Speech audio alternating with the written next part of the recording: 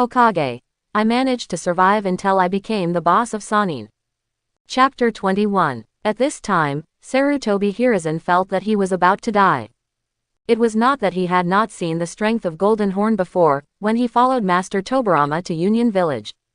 The two brothers, Golden Horn and Silver Horn, launched a coup in front of them and killed Second Hokage.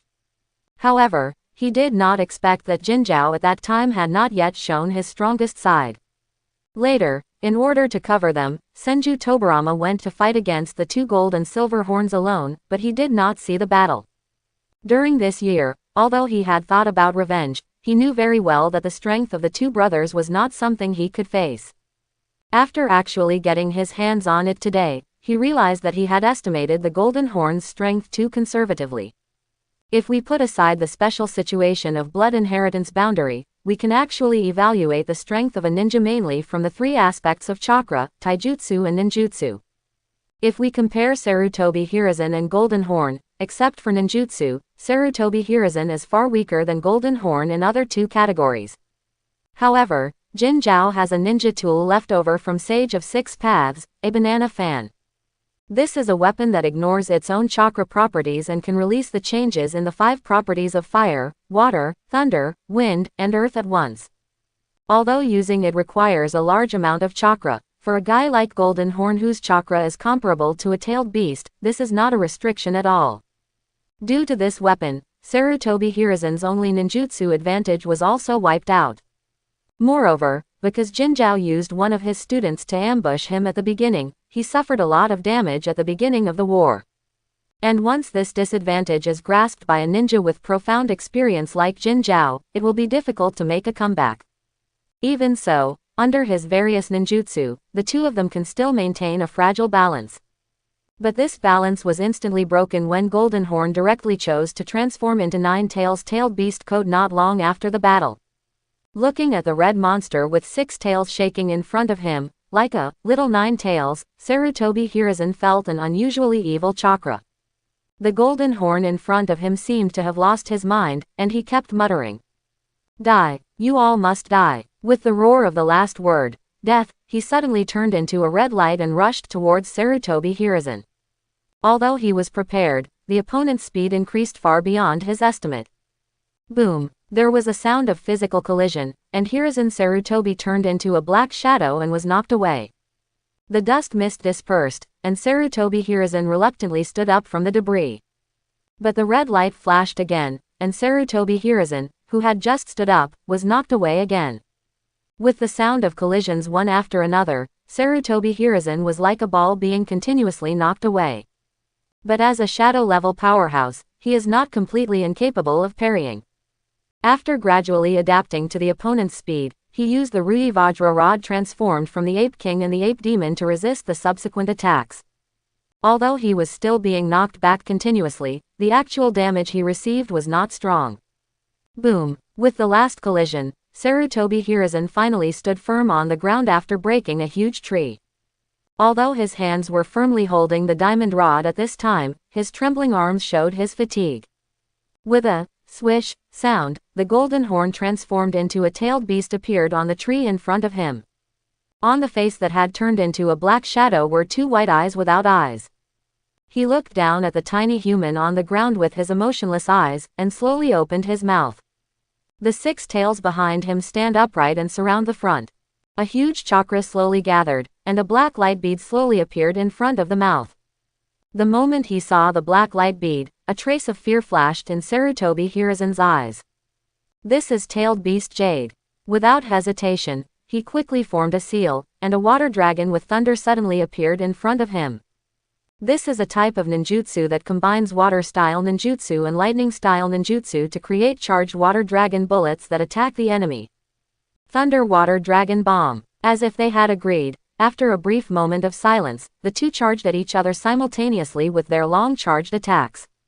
Two attacks, one black and one blue, met in midair and then became stalemate with each other.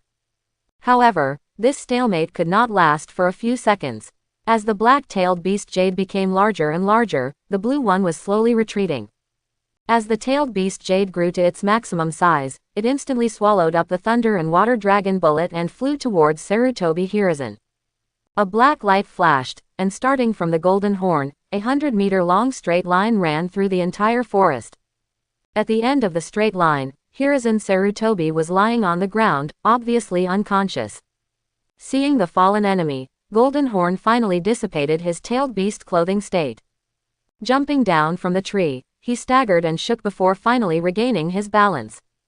At this time, he no longer had the arrogance he had when he appeared on the stage, and was looking at Sarutobi Hiruzen in the distance with a slight breath.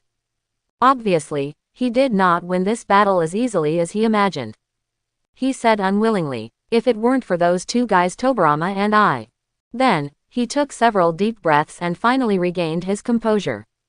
"Slowly walk forward, preparing to deal with this third Hokage with your own hands." At this time, a slightly childish voice sounded beside him. "Really, Lord Jinzhou, your condition doesn't look as good as you imagined." Quote. Hearing this, Jinzhou stopped and turned around to look over. What caught his eye was the imp Uchiha who had resisted his pursuit twice before. Uchiha Kagura. After seeing Golden Horn transform into a tailed beast in the distance, he hesitated for a moment and chose to come over. In order to ensure safety, he stayed several kilometers away from the battlefield. So even with all his strength, when he arrived at the scene, Sarutobi Hiruzen had already fallen. However, when he saw Jinzhao's shaky figure when he got off the ground and what he said to himself, he knew that he had made the right bet. Something is wrong with Golden Horn. Looking at the young man in front of him, Jinzhao narrowed his eyes and did not answer his question out loud. Kagura ignored him and continued. "You must have suffered a lot of damage from the battle last year before Master Tobirama's death. What's more, there is the third Hokage, known as the strongest spear, chasing after you. Your body may never be able to return to its best condition." Quote. Hearing the words of third Hokage, Jinzhao's eyes narrowed. Logically speaking, the matter of the third Hokage when he was chasing his two brothers should still be kept secret. He didn't know why the genin from Konoha in front of him knew about it. He finally answered calmly, "Oh, what else do you know? As for my strength, even your Lord Third Hokage fell, you don't deserve to know." Quote. Hearing this, Kagura laughed instead. He laughed and said, "You're not denying it, are you? Then I would like to ask Lord Jinzhou, why do you only see the banana fan among the 5 props from Sage of 6 Paths in your hand? Also, where is your brother Ginkgo-sama? Could it be?" Having said this, he glanced at the legendary ninja in front of him maliciously and continued. "Has your brother's head been taken back by Master I to pay tribute to Master Second Hokage?" After hearing these words, Jinzhou, who had a violent personality, finally couldn't suppress the anger in his heart. A flash of lightning flashed, and he appeared in front of Kagura. His right hand turned into a knife and cut into Kagura's chest fiercely. However, the imaginary feeling of flesh and blood did not come from his hands, and the young man with the hateful smile in front of him slowly faded and disappeared. Is this genjutsu? But before he could make another move, hundreds of Kagura figures suddenly appeared around him. Kagura's slightly crazy voice came from all directions. He, ha ha ha, unexpectedly, I really guessed it. Even my genjutsu didn't see through it. Lord Golden Horn, your state is definitely not right. One day I will have the opportunity to kill a legendary ninja. This is really wonderful. I never thought that one day I would have the opportunity to kill a legendary figure like you. This is wonderful. As hundreds of sounds rang out from all around, the gathering sounds startled the birds in the entire forest. The echoes and the cries of hundreds of birds gave Jinzhao a headache, and he subconsciously blocked out all the noisy sounds. A ferocious smile appeared on his face again, and he shouted loudly. "Uchiha brat, do you think that just a little genjutsu can scare me? Although I'm not good at genjutsu, but..." As he spoke, he was already forming a seal with one hand. "Untie!" With an angry roar, the hundreds of Kagura around suddenly disappeared. But the real scene before him shocked him again. There were 5 Kagura standing in front of him, but what surprised him was not the number of his opponent's clones, but his form. At this time, Kagura has transformed into one-tail's tail beast suit form. Unlike Golden Horn's chakra, which exudes bloodthirsty and violence, the tailed beast clothing on Kagura's body at this time is in a milky white form. It really seemed like he was just wearing a translucent raincoat, with a tail wagging behind him. The aura of the tailed beast's clothing was calm and warm, without any trace of the crazy aura of the tailed beast. Apart from that, the most noticeable thing is his eyes. At this time, the magatama in his eyes was rotating rapidly, and there was even a trace of blood and tears in the corners of his eyes. It is obviously a performance that pushes distinguished heavenly gods to the extreme. Seeing this situation, a serious look appeared on Jin Zhao's face for the first time. He asked Kagura directly, "Kid, are you wearing a tailed beast suit?" "No, there is no tailed beast aura. But why does it have the same power as the tailed beast? And you weird Sharingan?" Faced with Golden Horn's question, Kagura did not make any answer. At this time, his previously broken right hand was restored to its original state under the healing and strengthening effects of the tailed beast clothing. The five, Kagura, slowly drew out the shurikens from their waists at the same time, and with a teleportation, they flashed in front of Golden Horn at the same time. At this time, Kagura's taijutsu, ijutsu, and chakra had greatly increased under the reinforcement of the tailed beast clothes. If he had to quantify it, he already had Jonin's strength at this time, and it was the kind of Jonin's strength that was close to the cage level qualification. Facing Kagura's attack, Golden Horn smiled contemptuously. However, just when he made a move, Kagura's unique Sharingan flashed in his eyes. When he was about to raise his hand to fight back, he was stunned for half a second. For ninja battles, a half-second delay can already determine many things. Chang! 5 Kagura's shurikens stabbed Jin Zhao's chest accurately, but there was a sound of metal collision.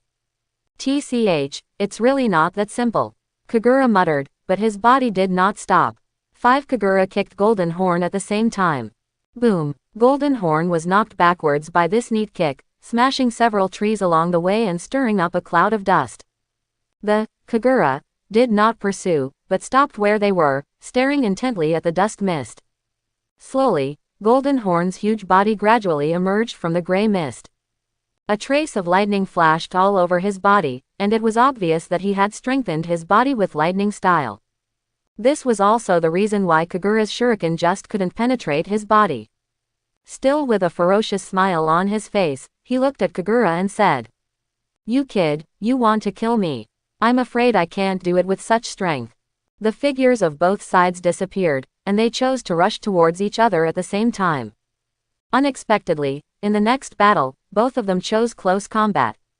While relying on the strengthening of tailed beast transformation, and the harassment of shadow clone and distinguished heavenly gods, they carried out guerrilla warfare. While relying on his strong body, excellent lightning style enhancement, and his own bottomless chakra to fight hard. From time to time, giant trees fell down in the forest, and the sounds of bodies and weapons colliding could be heard from time to time. The two sides were fighting back and forth for a while, showing a deadlock. However, it was this stalemate that made Kagura more and more certain of his previous conjecture. The state of Golden Horn is indeed very wrong. He has a clear judgment on his own strength at this time. Although he has the strength of Jonin, he is far from a ninja of Golden Horn's level. And on the one hand, the combat strategy Jin Zhao used against everyone at the beginning was not in line with his character. According to the plot, Jin Zhao's character should be indifferent and impatient. This method of ambush Sarutobi Hiruzen by threatening students is more like what his younger brother Ginkaku would do. On the other hand, the absence of Ginkaku and their other 4 famous ninja tools is obviously problematic. The most important thing is the option given in the system to kill the Golden Horn. This shows that the system believes that these people have the possibility of killing Golden Horn. This also shows that Jin Zhao's strength at the moment is not as strong as he showed, so he used a strategy to end the battle quickly. At this time, Jin Zhao also felt depressed. After experiencing the battle between Tobirama and the 3rd generation Thunder Ninja this year, his body has reached a very bad state. Especially the pursuit of the 3rd generation Thunder Ninja. He still remembered that in that battle, his younger brother Yin Zhao was ambushed by that guy and he was shot through the heart and died on the spot. And he barely escaped after paying the price of losing 2 ninja tools. This time when I came to the vicinity of Konoha village, I was actually forced to come here because I was being chased along the way. But he didn't expect to meet Sarutobi Hiruzen and others here. He knew very well that he could not show his weakness at this time, so the next appearance, pursuit, and ambush were all strategies he had planned in advance. The purpose is to quickly kill these people in front of you. But he didn't expect that after knocking down Sarutobi, he would be held back by a kid. After repelling Kagura, who was attacking from the right again, his heart sank. No, if you continue to drag on, I behind you might catch up. Thinking of this, he took out the banana fan from his mouth. Although I don't have much chakra left now, I should be able to use it again. Evaluating in his mind, the veins on his right hand reappeared, apparently preparing to destroy the 5 Kagura in front of him at once. However, just when he was about to wave his fan, the pair of Sharingan flashed before his eyes again. Just as he was about to wave the fan, his right hand holding the fan was hit by 2 Kagura that flashed out, causing the direction of the fan to change. Tisk, these troublesome eyes. Seeing this, Jin Zhao, who had regained control of his body, quickly stopped inputting chakra into the fan. Just when he raised his head again, the 5 Kagura stopped their next attack, and instead spread out, faintly surrounding him in the middle. The 5 Kagura opened their mouths at the same time, and their tails stood up high behind them. A bead of light as bright as the sun gradually appeared. Jin Zhao, who is also in the tailed beast clothed state, naturally knows what this is, and is preparing to attack him with the tailed beast jade. But Jin Zhao was not surprised at this time, but he was happy. He knew the tailed beast jade very well, so he also knew the shortcomings of this move. That means the preparation time is too long. Without hesitation, he immediately rushed towards one of the Kagura. The huge banana fan had been put away at some point, and his right hand was raised into a hand knife. A layer of lightning appeared on the outside of the hand knife, like a real sword. Kagura didn't have any panic on his face when he saw the golden horn rushing towards him, but he immediately stopped gathering the tailed beast jade. Then he advanced instead of retreating, opened his arms towards the golden horn that was rushing toward him, and hugged him directly. Before Golden Horn showed a confused expression, the 4 Kagura who were standing around also stopped their movements at the same time, rushed up and hugged his hands and feet respectively. The Kagura holding his body looked up at him, and finally smiled. You don't really think that an 8-year-old kid like me can produce 5-tailed beast jade at the same time? My real killer move was ready from the start. Quote, hearing these words, Jin Zhao's eyes passed through the Kagura in front of him and looked at the top of a hill in the distance. At this time, there was a dazzling thunder light shining there, accompanied by a sound like the chirping of hundreds of birds. Did he just start preparing? No, judging from the momentum accumulated from the attack from a distance, it must have been going on for a while. I never noticed it before. This thought flashed through his mind, and Jin Zhao looked at Kagura on his chest in surprise. Kagura smiled slightly, helped him clear up his doubts and said, although my distinguished heavenly gods cannot change your will much, it can still make you ignore the lights and sounds in the distance temporarily. After hearing these words, Jin Zhao suddenly remembered the hundreds of Kagura and hundreds of birds that appeared at the beginning. Yes, with the scale of the previous battle between him and Hiruzen Sarutobi, how could there be so many birds in this forest? Before he could think any more, the momentum of the thunder in the distance had reached its peak. Suddenly, the thunder light turned into a bolt of lightning and rushed towards the golden horn in a straight line. That bolt of lightning directly destroyed all obstacles in front of it with an indomitable momentum. Jin Zhao, who secretly sighed in his heart, was trying to break away from Kagura's restraints, but the long-term battle finally showed its sequelae. The usual abundant chakra was completely gone, and Jin Zhao felt that his whole body was filled with a strange feeling of powerlessness. It seemed like a long time passed, and it seemed like only a moment. That thunder light finally arrived in front of Golden Horn. It was Kagura who held the lightning in her hand. His left hand is pressing on his right hand, and in his right palm is a ball of light composed of thunder and lightning. The light ball was surrounded by frightening lightning, and there was a sound like the chirping of 1,000 birds. Exactly lightning style. Chidori. At this time, the right hand had passed through Jin Zhao's heart and came out from behind his body. Golden Horn, fallen. Looking at the tiny arms that sank into his chest, Jin Zhao looked in disbelief. As a ninja, he was never afraid of death. But I never thought that one day I would die at the hands of a genin. Seeing Kagura so close at hand, the thought of dying together flashed through Jin Zhao's mind. However, just when he finally wanted to take action, a feeling of exhaustion came from inside. When did you start to feel this powerless? When Silverhorn died in front of his eyes? Or when Tobirama killed all the subordinates who were loyal to him? Maybe it was the moment when he and his brother decided to rebel from the village. Looking at Kagura's childish face, Jin Zhao sighed intermittently. Maybe we are no longer suitable for this era. Quote. The legend of Kumogakure left only these last words until the end. As Jin Zhao closed his eyes, his strong body finally fell back weakly.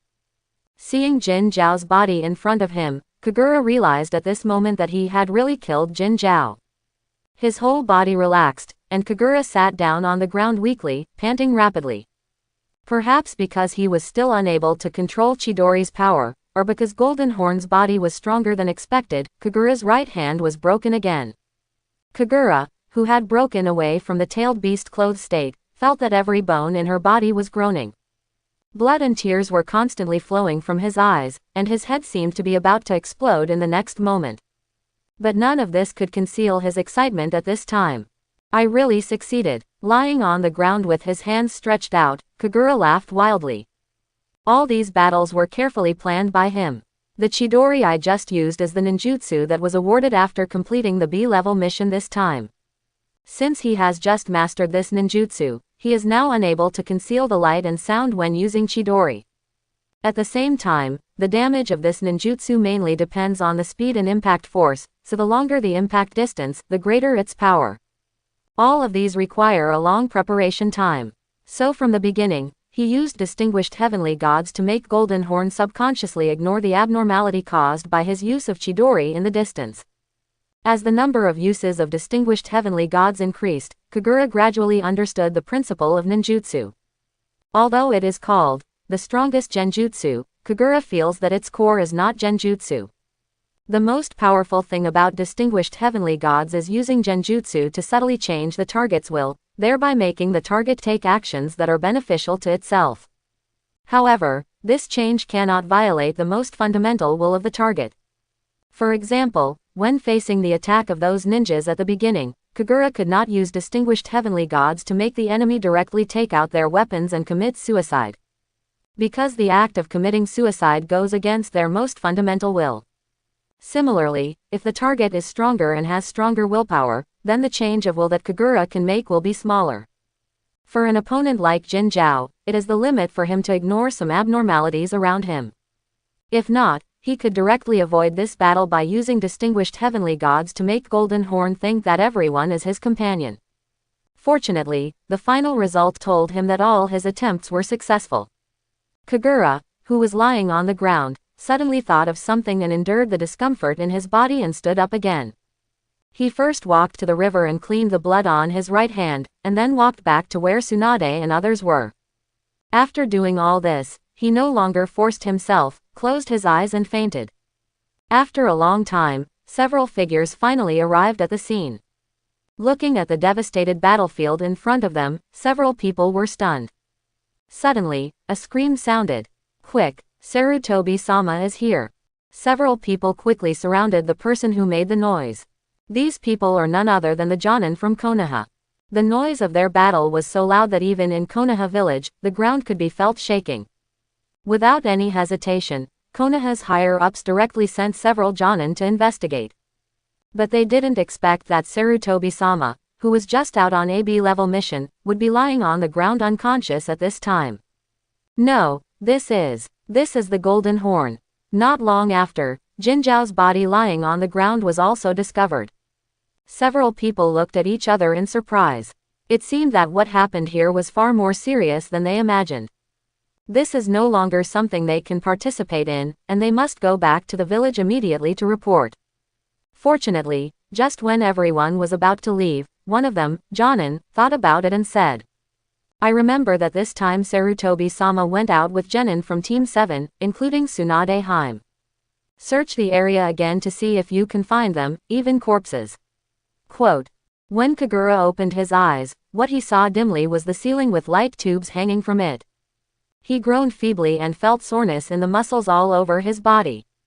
After opening my eyes for a long time, my vision was still blurry, as if the whole world was covered with a layer of plastic wrap.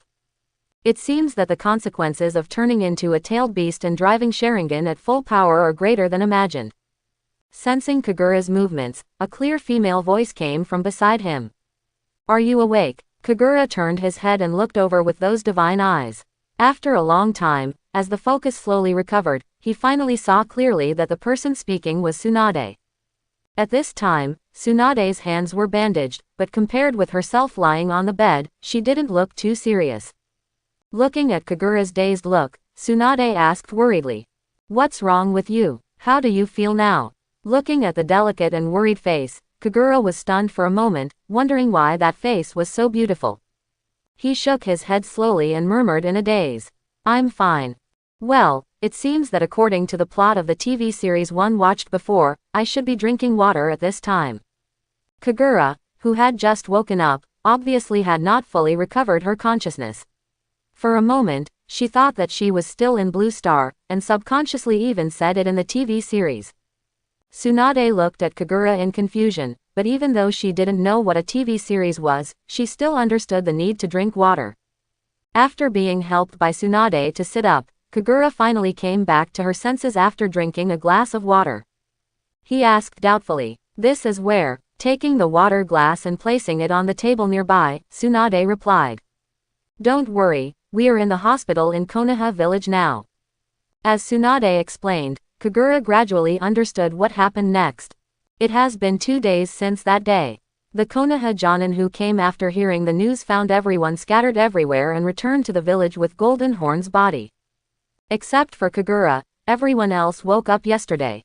Through Sarutobi Hiruzen's narration, Konoha's senior officials finally knew the whole story.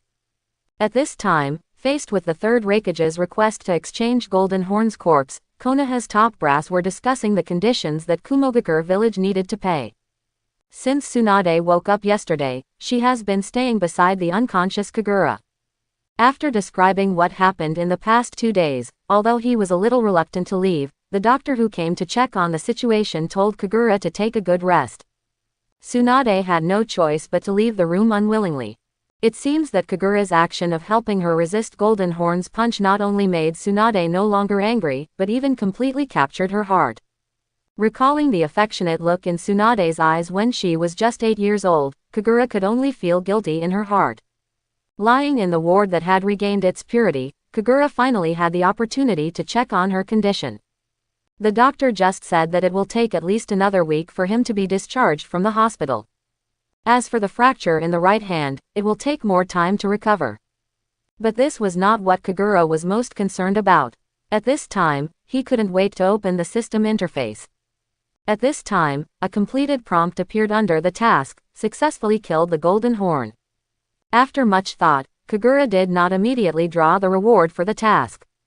Then, what surprised him even more was the growth of other attributes. At this time his attributes are: Eye Technique, Double Magatama Sharingan, progress 86.3%.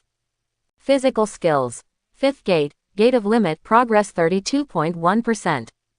Chakra, Jonin level, progress 4.3%. Tailed Beast, 1 tail, fusion degree 43%. Compared to before setting off from the village, his attributes had undergone earth-shaking changes. Obviously, the pupil technique that has just evolved to the double Magatama has made a lot of progress, and it seems that the next step of the 3 Magatama is not far away. As for Taijutsu and Chakra, they have directly advanced 1 level, being promoted to the 5th Gate and Jonin level respectively. As for the Tailed Beast, perhaps because of the use of the Tailed Beast clothing, the fusion degree is much higher than before. Sure enough, only leapfrog combat is the best way to practice, but it is a bit wasteful. Just when Kagura was delighted that her strength had become stronger again, there was a knock on the door of the ward. Following Kagura's reply, the person outside the door walked in. The person coming was none other than Sarutobi Hiruzen. Compared with Tsunade, Sarutobi Hiruzen didn't seem to be too seriously injured and was still in his usual clothes. He walked to Kagura's bed, looked up and down before smiling and saying, "It seems that nothing serious is wrong with you." Kagura nodded in agreement. Sarutobi Hiruzen pulled out the chair beside him and sat down. There was a sudden silence between the two of them. It was Sarutobi Hiruzen who broke the silence first. He glanced at Kagura with a teasing look, and then smiled. Tsunade must have just left. I heard that she stayed by your bed all day yesterday. Hearing Tsunade's topic, Kagura also had a hint of embarrassment on her face, and could only answer hesitantly. Ah, yes, she has always cared about her companions. Quote. Yeah, but it seems that after waking up, she didn't even visit Orochimaru or Jiraiya. Just stay here with you. Quote. Sarutobi Hiruzen didn't seem to want to let Kagura go, so he continued. Perhaps he had been naive enough to think that Tsunade only had ordinary friendship with Kagura. But he is just a straight man, not a fool. Tsunade's behavior in the past 2 days clearly showed her interest in this boy. This is not good news for him who is about to take office as Hokage. Facing Sarutobi Hiruzen's questioning, the muscles on Kagura's face twitched slightly. Then he closed his eyes and stopped answering. Seeing Kagura's dishonest look, Hiruzen Sarutobi smiled, shook his head, and said again. Actually, I'm very happy. ? Hearing this, Kagura opened her eyes and looked over in confusion. What are you happy about? Happy Konoha's first pervert who seduces girls appears. Looking at Kagura's questioning eyes, Sarutobi Hiruzen explained. I was very happy that day when you stood in front of Tsunade without hesitation. You were excellent, and even in the Warring States period, your talents were extremely shining. But you are too good, so you never have the concept of companions. However, that day, when you were still brave enough to stand up for your companions in the face of the Golden Horn's attack, I was very pleased. Quote. Looking at Sarutobi Hiruzen's sincere eyes, Kagura pondered for a few seconds before Kaido. I didn't think much about it at the time, it was just a subconscious move. Hearing Kagura's words, the smile on Sarutobi Hiruzen's face became even wider. He smiled softly and said, That's right, only subconscious actions can reveal your true inner wishes. Having said this, he stood up and came to the window, looking towards the highest point of Konoha. There is the most famous symbol of Konoha village, the head statue representing the Hokage of the past. At this time, workers were busy up there, and the third avatar was slowly taking shape. If you look closely, you will see that it is the head of Hiruzen Sarutobi. Looking at the busy scene in the distance, Sarutobi Hiruzen said again. Do you know the origin of the name Konoha? Although she knew that Sarutobi Hiruzen couldn't see it, Kagura still nodded subconsciously and replied. I know, this is the name given by Uchiha Madara, the full name is Konoha Ninja Village. Wood refers to the Senju clan of the forest represented by Hashirama, the Senju who can use wood style. Yi refers to the Uchiha clan whose family crest is shaped like a fan leaf. Quote. Yes, the Uchiha clan has been a very important member of Konoha village since its founding. Because of this, Uchiha has always played an important role as the village guard. Quote. Having said this, Sarutobi Hiruzen turned to look at Kagura and continued. Indeed, because of Uchiha Madara, second generation Tobirama-sama has always been wary of your clan. And now Danzo seems to have inherited this idea and has always had some opinions about you. But I am different, I believe in all my companions in the village. Quote. At this time, a breeze blew through the window, and several fallen leaves were blown off the trees, dancing with the accompaniment of the wind. Looking at the dancing leaves, Sarutobi Hiruzen seemed to have a gleam of fire in his eyes. He said in a sentimental tone. Kagura, I believe you. Just like how Lord Matashira believed in the Uchiha clan back then. It is precisely because of the bonds of companions that Konoha is what it is today. Quote. Faced with everything he said, Kagura just remained silent. Fortunately, at this moment, the knock on the door sounded again. The two teenagers stretched their heads and looked inside. It was Orochimaru and Jiraiya. Seeing the sneaky looks of the two people, Kagura couldn't help but feel a warmth flowing through her heart. Sarutobi Hiruzen couldn't help laughing when he saw this, pointed at them and looked at Kagura and said. Isn't this the bond that belongs to you? Everyone left, and after expressing their visit, Jiraiya and Orochimaru followed Sarutobi-sensei. Kagura was lost in thought. He didn't ask how Jin Zhao died in the end. He said this silently. Yes, the moment she saw Sarutobi Hiruzen, Kagura began to think about how to explain the cause of Golden Horn's death. Yes, he didn't want others to know that he was the one who killed Golden Horn. Otherwise, after knocking down Jin Zhao, he would not have gone out of his way to clean up the blood, but would have dragged himself away from the scene. But these may confuse those who come later, but they cannot hide it from Sarutobi Hiruzen, who has experienced live battles. Make a name for yourself. This is not what he is pursuing. He only knows that the more famous he is, the faster he will die. If the hidden Uchiha Madara knew, there was an 8-year-old member of the Uchiha clan who could kill a character like Golden Horn. Then I will definitely be targeted, maybe I will become Obito's replacement. None of this is what Kagura wants. At this time, he just wants to survive until he has enough strength to survive. In fact, when she learned from Tsunade that teacher Sarutobi admitted that Golden Horn was killed by him, Kagura vaguely sensed Sarutobi Hiruzen's intention to protect her. This seems to be some kind of tacit understanding between master and disciple. As for you saying it was because Hiruzen Sarutobi wanted to take the credit. Brother, he is going to be a Hokage, does he care about this kind of credit? But Kagura didn't expect that after Hiruzen Sarutobi came over, he didn't mention a word about the Golden Horn. He just expressed kindness to himself and left. Taking a deep breath, Kagura turned her head and looked out the window. Looking at the leaves slowly falling in the air, he murmured. The bond between companions. Time flies, 3 days have passed. Maybe it's because he has been quenched by the power of the tailed beast in his body, or maybe it's because Kagura's body is really gifted. The doctor originally judged that it would take a week to recover from the injury, but Kagura recovered in just 3 days.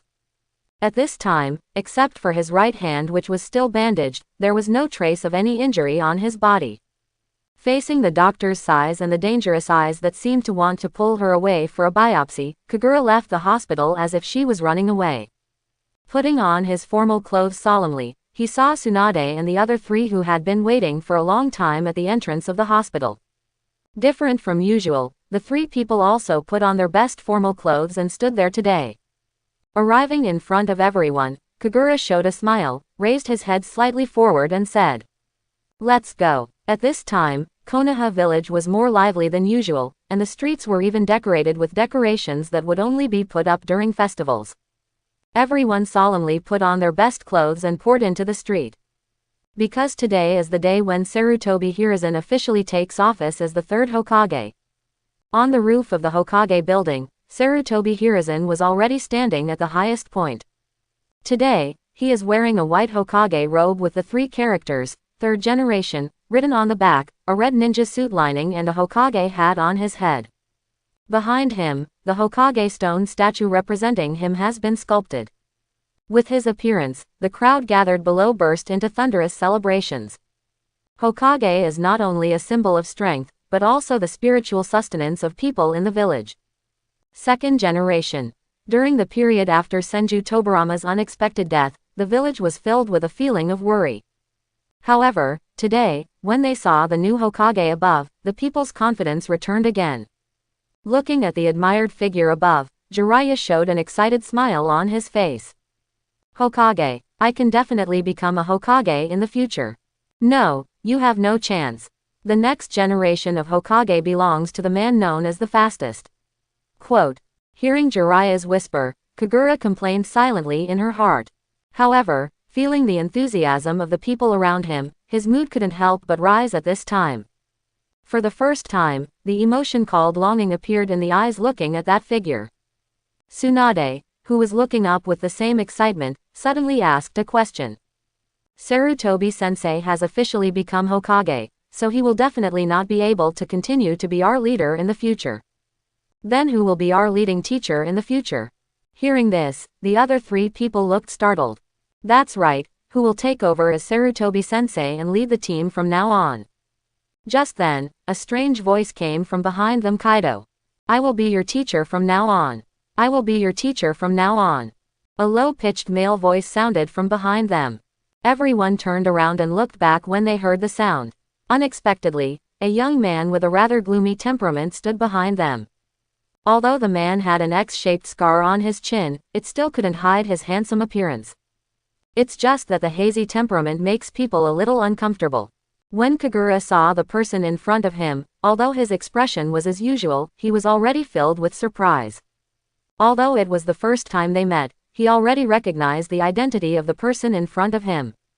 It was Danzo, the leader of the Root organization who had sent people to monitor him before. Who will be the leading teacher after Class 7? After hearing the content of Danzo's words clearly, Kagura felt that her future life seemed to have been cast into a shadow.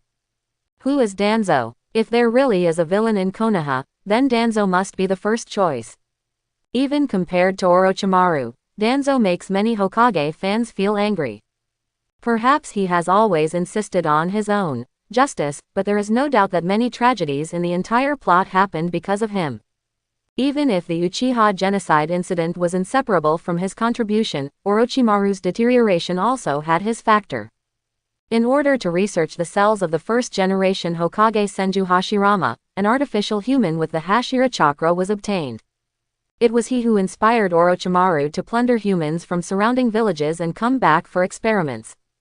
It can be said that Orochimaru's earliest human experiments were carried out precisely because of his support. Thinking of this, Kagura couldn't help but look at the innocent-looking Orochimaru next to her. Well, I will definitely be able to change your destiny this time. Unlike Kagura, who was worried, after seeing Danzo, Tsunade and the other three were slightly startled, but they all smiled in unison. Tsunade gave a rare respectful greeting. Lord Danzo. Naturally, Danzo and the others also knew about it.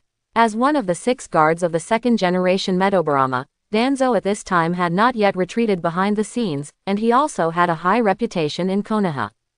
Although it would be better to have Sarutobi-sensei lead the team, it doesn't seem like a bad thing if he is replaced. Ignoring the gazes of others, Danzo kept staring at Kagura silently, observing his reaction. But the calm Kagura didn't show much expression. Seeing this, Danzo spoke again.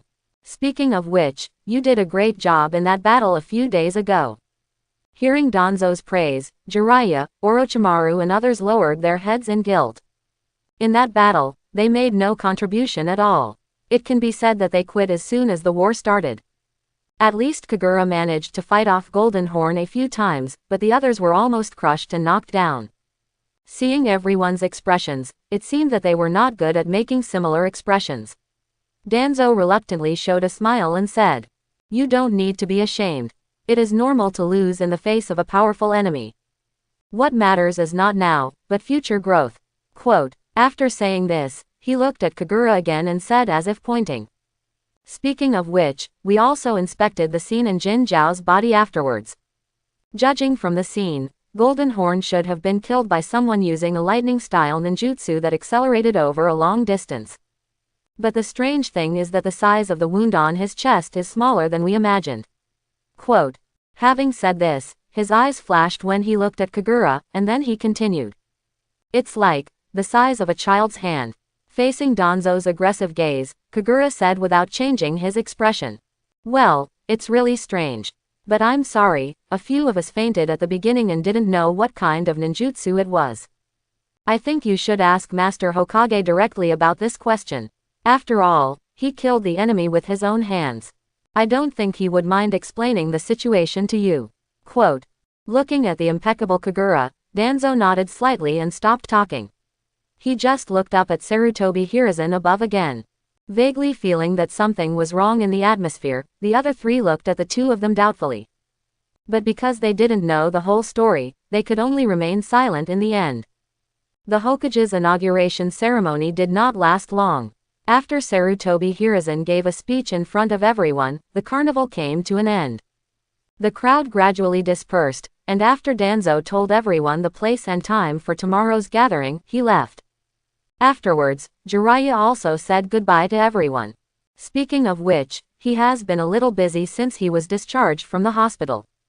Later, after Tsunade explained, Kagura found out that he was busy organizing books. Speaking of Jiraiya's luck, he was quite lucky. Before he was attacked by Golden Horn, he had put the books he had brought from the country of Whirlpool under the tree. Then that battle, which could be described as devastating, perfectly avoided the tree where he kept his books. After being discharged from the hospital the day before yesterday, he returned to the scene immediately and retrieved his precious books. So these 2 days he has been busy recording and classifying those books. Looking at Jiraiya's figure in the distance, Tsunade curled her lips and muttered. I always feel that Jiraiya has changed a lot since graduation. Orochimaru on the side responded gently. Jiraiya has found something he likes, and we should be happy for him. In the end, the three of them, who had nothing to do, chose to hang out on the street together. While walking, Tsunade's eyes lit up when she saw a queue not far away. That is a new fruit drink recently released in the village. Because of its unique flavor, it is very popular among young people, and there is always a long queue in front of the store. Excitedly, she asked her two companions, and after receiving negative answers from Kagura and Orochimaru, Tsunade planned to buy one alone.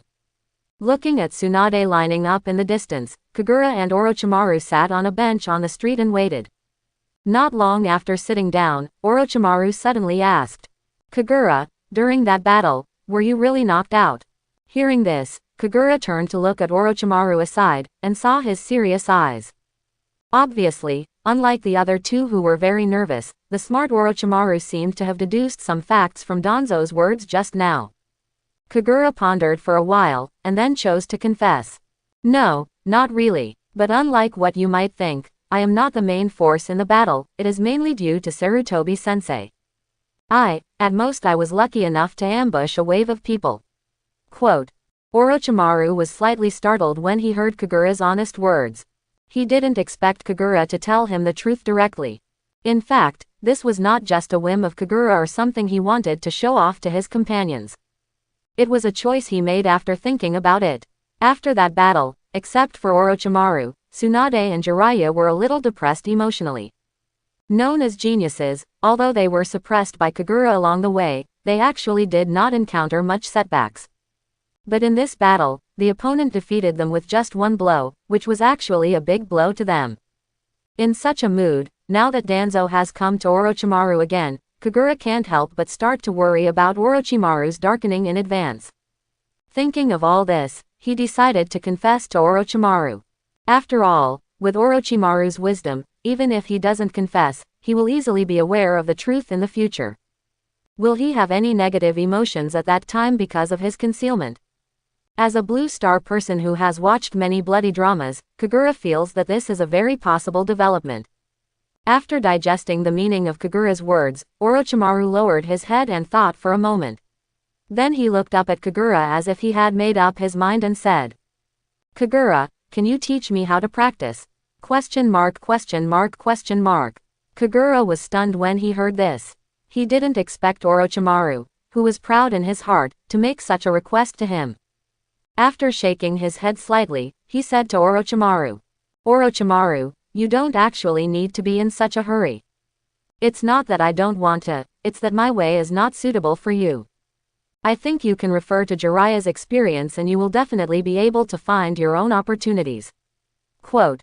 It wasn't that he was being perfunctory with Orochimaru. Although there is no specific explanation in the plot, Kagura knows that there is a snake immortal in a fairyland similar to Mount Myoboku in this world. In fact, the Sannin of Konoha are the lucky ones in the three heavenly paradises. Although Kagura didn't know how Orochimaru finally entered the blessed land belonging to snakes, it was not difficult to guess based on Jiraiya's experience. Hearing Kagura's almost comforting words, Orochimaru did not feel disappointed, but tilted his head thoughtfully. Looking at Orochimaru who was thinking, Kagura thought for a while and said again. Orochimaru, are you still continuing your research on ninjutsu? Upon hearing the word, ninjutsu, Orochimaru's eyes suddenly lit up. He nodded hurriedly, and then looked at Kagura expectantly, as if waiting for him to say something. After hesitating for a while, Kagura said something that shocked Orochimaru. Have you ever considered human experimentation? Have you ever considered human experimentation? As soon as Kagura said this, Orochimaru's face suddenly turned pale. Well, although his face was already very white, Kagura could clearly see that his face was a bit whiter. As if breaking some taboos in his heart, Orochimaru trembled unconsciously and said, do you know what you're talking about? Human experimentation is taboo throughout the shinobi world. Quote. Facing Orochimaru's question, Kagura shrugged indifferently and answered calmly. I know, but there are still many people doing similar things, right? None of us can deny this. Quote, upon hearing this, Orochimaru also fell silent as a sign of acquiescence. In fact, in this world, using human bodies to experiment with ninjutsu is not a big deal. The eye is transplanted to obtain the pupil technique, and the tailed beast is sealed into the human body to create the so-called Jinchuriki. In fact, if you look at it from a broader perspective, all countries are conducting human experiments overtly or covertly. Even Konoha, led by 3rd Hokage Sarutobi Hiruzen, is no exception. In the original plot, he shouted heartache about Orochimaru's cruelty while acquiescing to everything Danzo did. Yamato, which was produced after studying intercolumn cells, and the many eyes that were collected by Danzo after the Uchiha were exterminated. Didn't these Sarutobi Hiruzen also silently admit it? However, Kagura at this moment is not to guide Orochimaru to go dark, but to guide him in the right direction. He continued, of course, I'm not saying I support capturing civilians for human experimentation. I think every research can be divided into stages. When the initial risk is high, we can use mice or other animals to conduct experiments and analyze the data. After all, like humans, these creatures also have chakra in their bodies. Only after we get some concrete data that it can reduce the risk of death can we start considering human trials. Quote, after saying this, Kagura paused and seemed to collect his thoughts before saying, as for human trials, we can use some death row prisoners for the initial stage. Of course, we can adjust the intensity and control the risk to a range where people will not die easily at the beginning. After all, death row prisoners are also human beings, and we cannot treat human life lightly. Then we will increase the intensity step by step to get the data we want. In this series of experiments, we need to record comparisons and data, analyze the reasons for each failure or success, and then conduct the next experiment. Through further experiments and data analysis, after controlling the risk to a range that we feel we can bear, we will then recruit volunteers for the experiment. In this era, in order to gain strength, I believe there will still be many volunteers. Quote, after saying this long sentence in one breath, Kagura licked the corners of her mouth, waiting for Orochimaru's reaction. With Kagura's words, Orochimaru's eyes became brighter and brighter, and there was an obvious flush on his face with excitement. He excitedly held Kagura's hands and said with disbelief, Kagura, you are indeed a genius. Yes, you are right, we can control the preliminary materials of the experiment and then develop it into a less harmful human experiment step by step. Well, although it feels like the experimental process may be a bit slow, if we can get the support of the village, it will be a help. I'm going to see you tomorrow. No, I need to sort out my thoughts before I go. As the voice became lower and lower, Orochimaru seemed to think of the future in his dreams, and the flush of excitement on his face became more and more obvious. Seeing Orochimaru's reaction, Kagura couldn't help but nodded happily. In fact, in his opinion, Orochimaru's character is no different from those researchers on Blue Star who focus on scientific research. For such people, the key is whether they can be guided to the right path. In fact, the reason why Orochimaru was self-centered and didn't trust his teammates in the early stage was because he didn't want those around him to get hurt. In this nature, Kagura is confident that he will embark on a relatively bright future. However, at this time, a surprised voice interrupted his contemplation. What are you doing? The person who spoke was Tsunade, who came back from queuing up. She looked at the two of them in surprise, holding 2 drinks in her hands. Looks like she ended up buying a drink for Kagura. But at this time, her eyes moved back and forth between Orochimaru and Kagura, and finally stopped at Orochimaru's hands holding Kagura. Following Tsunade's gaze, Kagura finally came back to observe the postures of the two of them. The two of them clasped their hands, and Orochimaru was looking at him with a flushed face, muttering some words in his mouth. As Tsunade's face became paler, Kagura finally realized that there was indeed something wrong with their posture at this time. He quickly took his hand out and explained to Tsunade. Tsunade, it's not what you think. But it was obvious that Tsunade didn't listen, as she looked at the two of them with blank eyes. Suddenly a chill ran through her body. She looked at Kagura with disgust and said, I thought you liked this. No, what exactly did you misunderstand? Sister, that's Orochimaru, a man. Wait, If it is, Ant Snake, who learns reincarnation in the future, it seems not impossible. What on earth was I thinking? Orochimaru, who was wandering in his mind at this time, finally came back to his senses. He looked at Tsunade, who came back, and his face turned even redder. He suddenly stood up and bowed to Kagura and said, "Kagura-kun, I will always remember what you just said to me." "Thank you." After saying that, without waiting for Kagura to say anything, he decisively turned around and left. Looking at Orochimaru walking away and the pale-faced Tsunade beside him, several black lines appeared on Kagura's head. "Thank you, sir. No, you're blushing like crazy. Besides, what is the meaning of suddenly using honorifics to me, and what are the meanings of that misleading sentence? What I said to you, you should explain clearly on the spot." Looking at Tsunade, who had tears in her eyes in front of her, Kagura felt dizzy. "Destroy it, quickly." Fortunately, later in Kagura's explanation, Tsunade gradually understood the content of the conversation between the two. Even so, there was still a hint of doubt in Tsunade's eyes when she looked at Kagura. Kagura also shook her head and smiled bitterly, and could only ignore it for the time being. The passage of time is not affected by human will. 2 months have passed since Hiruzen Sarutobi took office as Hokage. 1 week after being discharged from the hospital, the bandage on Kagura's hand was removed.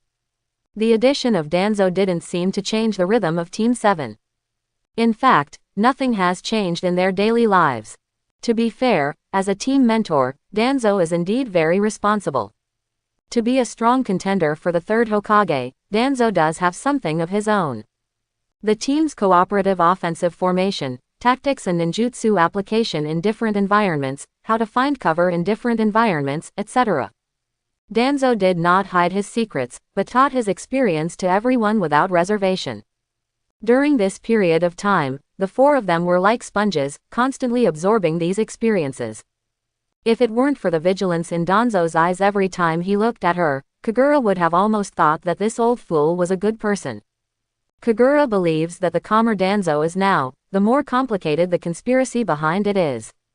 But for a genin, the most missions they can take on are C-level missions. Even most of the time, they can only perform D-level tasks. So in the past 2 months, they have basically been active in the village. But during this time, the other 3 have changed a lot. Under Kagura's subtle hint, Orochimaru and Tsunade finally encountered their own opportunity. Like Jiraiya, they also found the paradise behind their respective summons. Recently, every time Tsunade completed a mission, she would start working hard to learn healing techniques. In order to show the progress of her healing skills, she even beat Jiraiya severely and then used healing skills to cure him. After going back and forth like this several times, Jiraiya had a psychological shadow. After each disbandment, Jiraiya seemed to be running away from Tsunade, which made Tsunade angry. As for Orochimaru, to use Jiraiya's words to describe it, this guy feels more and more like a snake. Perhaps the characteristic of Snake Immortal is the changes in physical skills. Orochimaru is now like another hot-blooded manga protagonist that Kagura has seen in his previous life. He can now extend any part of his body at will. When he saw Orochimaru using this skill for the first time, Kagura belatedly realized that this was simply a magical skill that men dream of. But when Tsunade saw Orochimaru stretching his head over more than 10 meters away, she only felt a sense of fear. Once again, a simple D-level task was completed. After Danzo announced that he was disbanded on the spot, Kagura walked directly towards home. Seeing this, Tsunade immediately followed him and said, "Kagura, the 3 of us have agreed to go to your house for a gathering today. Are you free?" Looking back and seeing the expectant eyes of her 3 companions, Kagura shook her head. He refused in a slightly heavy tone. "I'm sorry, there's something going on today and I really can't leave. Next time." Quote. After saying that, he left without looking back. This is not to deal with them, Kagura does have something very important to do today. Because today he is going to attend a very important funeral. After returning home and changing into a black formal suit, Kagura stood at the door with a solemn expression. At this time, Konoha has entered winter. Although it is still afternoon, there are dark clouds in the sky. Before I even walked out of the house, snowflakes slowly started to fall in the sky. Kagura has never been able to figure out which location on the blue star this corresponds to. Summer is obviously long and hot, but it also snows in winter. Putting his hands to his mouth and taking a breath of hot air, he took out a black umbrella next to the door and held it up. Under the dark clouds, the crystal snowflakes are getting bigger and bigger, adding a bit of depression. After only 10 minutes of walking, he arrived at his destination. This is a morning hall. When the family members outside saw Kagura arriving, they neatly bowed to the visitor. Kagura put away her umbrella and returned the gesture, then walked in slowly. Staring blankly at the black and white scene in the middle of the morning hall, Kagura felt sad for the first time since time travel. The person in the photo is Uchiha Kagami, the person who has been taking care of him. Perhaps it was because he heard the news of Jin Zhao Yin Zhao's death that he, who was already weak after being seriously injured the previous year, could not survive this year. Looking at that familiar face, Kagura recalled every bit of the past. In the first few days after traveling, it was either due to fear of changes in the environment or worries about one's own future. Kagura almost locked herself in her room during those few days. Finally, it was Uchiha Kagami who rushed in and took out himself, who almost fainted from hunger. When he finally accepted the facts and started to practice hard, it was Jing who taught him how to practice. Kagami is like an outlier among the Uchiha clan. He is not as proud as other clan members. Instead, he is like a sun, warming the people around him. So even though Kagura consciously stayed away from Uchiha's people, she became a unique friend with him. Bowing respectfully forward 3 times, Kagura looked at the family members beside him. Mirror's wife was wearing a unique Japanese white dress, her eyes were a little red and swollen, and she looked like she had just cried. Beside her, a little boy of only 3 or 4 years old knelt beside her. Looking at the little boy, he knew that this was Kagami's son, the father of Uchiha Shisui, the original owner of distinguished heavenly gods ninjutsu. After bowing to the mother and son, Kagura left here. After walking out of the morning hall, looking at the dark sky, Kagura took a deep breath. Only then did he feel that he began to integrate into this world, feeling the joys and sorrows that these characters in comics brought to him. He shook his head, as if trying to drive out the sadness in his mind. Kagura once again held up her umbrella and walked towards home. But as soon as he walked outside the door, he unexpectedly found that the lights in the house had been turned on. Did I not turn off the lights when I went out? After muttering to himself in confusion, Kagura opened the door. Happy birthday. As soon as he walked in the door, as the voice of celebration sounded, a ribbon rain broke out in front of him. After sorting out the debris on his head, he looked blankly at the 3 familiar people. It is the companions of Team 7, Tsunade, Jiraiya and Orochimaru. He asked doubtfully, "How did you come into my house, and what's your birthday?" Tsunade replied with a smile on her face. "Oh, you didn't lock the door when you went out, we came in directly. Of course we are celebrating your 9th birthday. My birthday." This was the first time Kagura knew the date of her birthday. There was nothing he could do. When he was told to travel through time, the parents of this body would have already passed away. He instinctively rejects other tribesmen, and the only one close to him, Uchiha Kagami, doesn't know when his birthday is. So since he time traveled, he sadly has not had a birthday. As time went by, he also forgot his correct birthday. This time, it was because Tsunade had written down his information when she was in school that she knew the date of his birthday. So starting yesterday, she joined forces with Orochimaru and Jiraiya to prepare a surprise for him. But she didn't expect Kagura to be so disrespectful to her today. After rejecting the offer, she didn't give them a chance to talk and just left.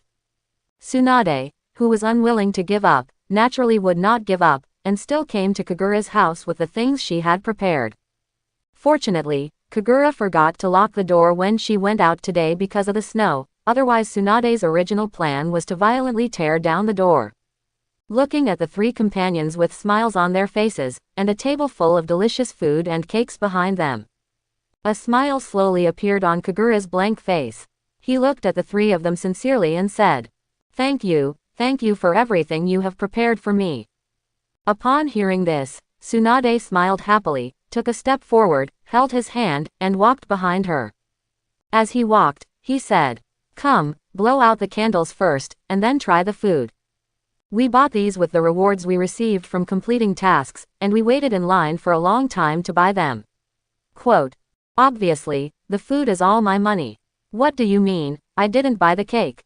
Amidst the noise of everyone, Kagura looked at the cake filled with candles in front of her and blew out the candles hard. Looking at the joyful eyes of his companions, a warm current seemed to surge in his heart.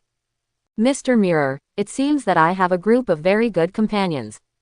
The time at the party always passed very quickly, and the three people left after eating and drinking.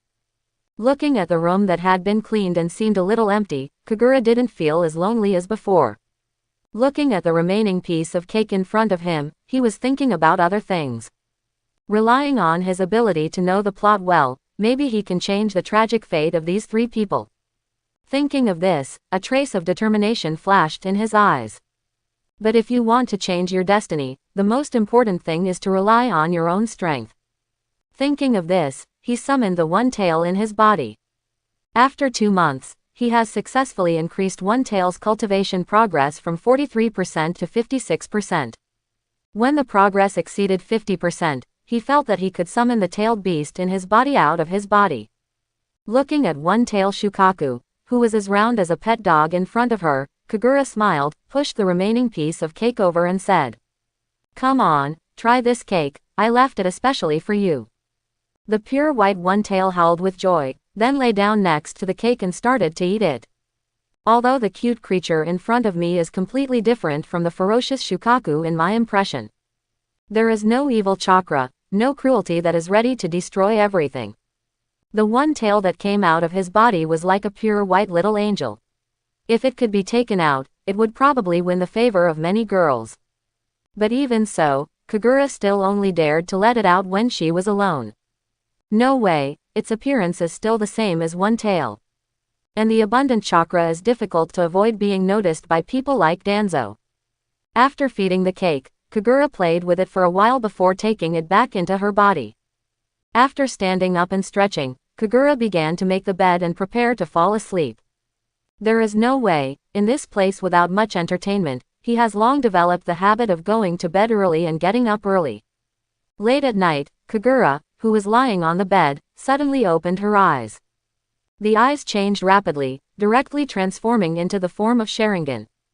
He did not get up immediately, but looked at the window warily. Suddenly, a voice sounded outside the window. Don't be nervous, it's me. However, upon hearing this familiar voice, Kagura, who was originally just wary, began to become nervous. Because he recognized the owner of that voice, it was their leading teacher, Danzo. Seeing no response from the room, Danzo continued without paying attention. Kagura, get up immediately and get ready. They will gather at the village gate after 15 minutes. This is an emergency, and what we are going to carry out this time is an A-level mission. A-level mission. When he heard these 4 words, Kagura's heart trembled. Without waiting for Kagura in the room to respond, Danzo left after saying these words. After noticing his departure, Kagura slowly stood up from the bed. After thinking for a moment, he started to pack his luggage. 10 minutes later, Kagura was hiding in a big tree, squinting his eyes to observe the situation at the gate of Konoha village. When he saw 3 familiar figures arriving, he couldn't help but breathe a sigh of relief. You can't blame him for being too cautious. Who is Danzo after all? If Kagura doesn't be as careful as possible, Kagura is afraid that one day she will die without knowing why. When Danzo informs you to gather somewhere late at night, Kagura's first thought is whether there will be an ambush there. However, when he saw the other 3 people from Class 7 also arriving at the scene, he knew that he was really overthinking this time. After all, even Danzo cannot kill people in the village calmly in front of others. What's more, there is Tsunade with a special background. After seeing the 3 people, Kagura also walked towards them. Without waiting much, Danzo appeared in front of everyone less than a minute after the 4 people gathered. He looked around, looked at the 4 people who were ready, nodded and said, Very well, time is urgent, let's go first. I'll tell you the specific mission content while I'm on my way. Quote. In the dark forest, several black spots kept jumping between the big trees. They were the people of the 7th group who were on their way. Kagura and the others also learned the specific mission content from Danzo during this time. To put it simply, the cause of this mission is that the forbidden sealing technique was stolen. Just a few hours ago, the sealed book kept in the Hokage building was confirmed to have been stolen. Through on-site inspections and clue searches, Konoha senior officials determined that it was stolen by spies from other countries. And just an hour later, it was discovered that the thief was a Chunin named Shotafuda who worked at Hokage school. After searching the house where he lived and the entire theft process, Anbu had reason to believe that he was a spy from Sunagakur village. This operation exposed almost all the spies of Sunagakur village in Konoha. In addition to the obvious one, Shotafuda, there were also several hidden secrets that had been hidden for a long time. Through traces on the scene in ninjutsu, it was confirmed that this group of people was fleeing to the west. Judging from the route, they should want to enter Sunagakur village through the Land of Rain. After confirming these situations and after a high-level meeting, the A-level mission was temporarily issued. At the same time, Anbu and several teams were activated to capture Shotafuda and others. Sealed book. Kagura recalled some information from the book in her memory. To put it simply, this sealed book records all the forbidden techniques created by Konoha so far. Of course, so far, this book can also be said to be second-generation Senju Tobarama's work. In fact, many of the famous so-called forbidden arts in the Hokage were created by this second generation. Whether it's the multiple shadow clone technique that Kagura learned, or the flying thunder god technique known as the Golden Flash, Namikaze Minato. Even in the Fourth Ninja War, the villain summoned the filth reincarnation used by many predecessors. The creator of these famous ninjutsu is Senju Tobarama. It can be said that most of the ninjutsu created by this man in his life are classified as forbidden techniques. From this point of view, we can understand the reaction of Konoha's top brass after the book was stolen. Moreover, the sealed book also appeared in the original plot, and it was the one stolen by the protagonist Naruto in the first place. Speaking of such an important book, shouldn't I read it carefully? Are all the guards at the Hokage building free of charge? Being stolen either by a child or by a mere Chunin, what's the difference between this and being defenseless? Silently complaining in his heart, Kagura had a bigger question in his heart. Why didn't the system issue a task to itself this time? Of course, it doesn't mean that there must be a mission every time you do B level or above. But the last time I accepted a B level mission for the first time, the system released the mission simultaneously. At least it can be inferred that when accepting a B level or higher mission for the first time, a system reaction should be triggered. But this is obviously the first time he has accepted an A-level mission, so why does the system not respond? In confusion, he couldn't help but look at the back of Dian Zhang in front of him, always feeling that there was something fishy behind this incident. Obviously, since the thief dared to act, he must have been prepared. They chased along the route for a whole day, but still did not see the target. Taking a piece of paper from a ninja dog, Danzo opened it and looked at it. He pondered for a moment before speaking. According to valid information, Shotafuda has entered the Kingdom of Rain. But the good news is that the team starting in front should be able to get in front of the goal. We have to speed up the pace next, at least to be able to support the team in front. Quote. Seeing everyone nodding to him, the team, which had just rested for a quarter of an hour, set off again. One day later, in the country of Rain. It was raining lightly on the vast plain, and 5 figures were moving quickly on the wet land. It was Kagura and his team who were chasing the target. After running at high speed for 2 days and 2 nights, they finally arrived from the Kingdom of Fire to the Kingdom of Rain. And this place is worthy of the name of the Land of Rain. As soon as we entered this land, the originally sunny sky suddenly turned gloomy. After continuing to move forward for a while, drizzle began to fall from the sky, completely violating the laws of physics. After stepping through another puddle, Kagura put her arms behind her and tried her best to keep up with Danzo in front. Even for him, after running non-stop for 2 days, his physical strength seemed to be at its lowest. Jiraiya, who was at the very back, had a painful expression on his face. Fortunately, Danzo didn't always speed up. He seemed to be able to adjust his speed according to their limits. So the 4 people behind could always continue to follow with a feeling that they could keep up. Danzo at the front stepped across a pond again, his face suddenly changed, and a scream sounded from his mouth. Hearing this scream, Kagura and others immediately stopped. Sure enough, following Danzo's warning, dozens of ninjas appeared in the puddles around them. These ninjas all wore white tights similar to diving suits, with huge respirators and eye masks covering their facial features. This is the typical attire of a ninja from the land of rain. Looking up and looking around, Danzo said in a deep voice. What do you guys in Yuyin village mean? Are you trying to make an enemy of our Konoha village? The ninjas from Yuyin village did not answer his question, but took out their weapons to express their positions. Seeing this scene, a hint of gloom flashed in Danzo's eyes. He made a fist with his right hand and raised it above his head. Seeing this, Kagura and others also took out the kunai from their waists. Because that gesture was meant to remind everyone to accept the challenge. As Danzo's figure suddenly disappeared, the battle was about to break out. As a ninja of the same level as Sarutobi Hiruzen, Danzo's combat ability is naturally not bad. Although in the animation plot, it feels like he will only fight through the Sharingan he obtained. But that is Danzo in his old age after all, and there is a suspicion that the author specially sacrificed it to kill Sasuke in the plot. In fact, as the leader of the Root organization, Danzo is one of the best in the ninjutsu world now, both in taijutsu and ninjutsu. With every appearance of his figure, an enemy will fall. Just a few minutes later, more than a dozen corpses appeared in front of them. As for the Kagura 4, although they are not as exaggerated as Danzo. But with the cooperation of the 4 people, they also defeated the remaining enemies. This was the result of their defeat using purely physical skills. In fact, it was not that Kagura and others were deliberately hiding their clumsiness, but that the continuous rush had consumed most of their chakra. But until now they have not officially encountered the enemy, so it is the wisest choice to save the remaining chakra as much as possible. Looking at the enemy lying on the ground, Danzo's expression became more solemn.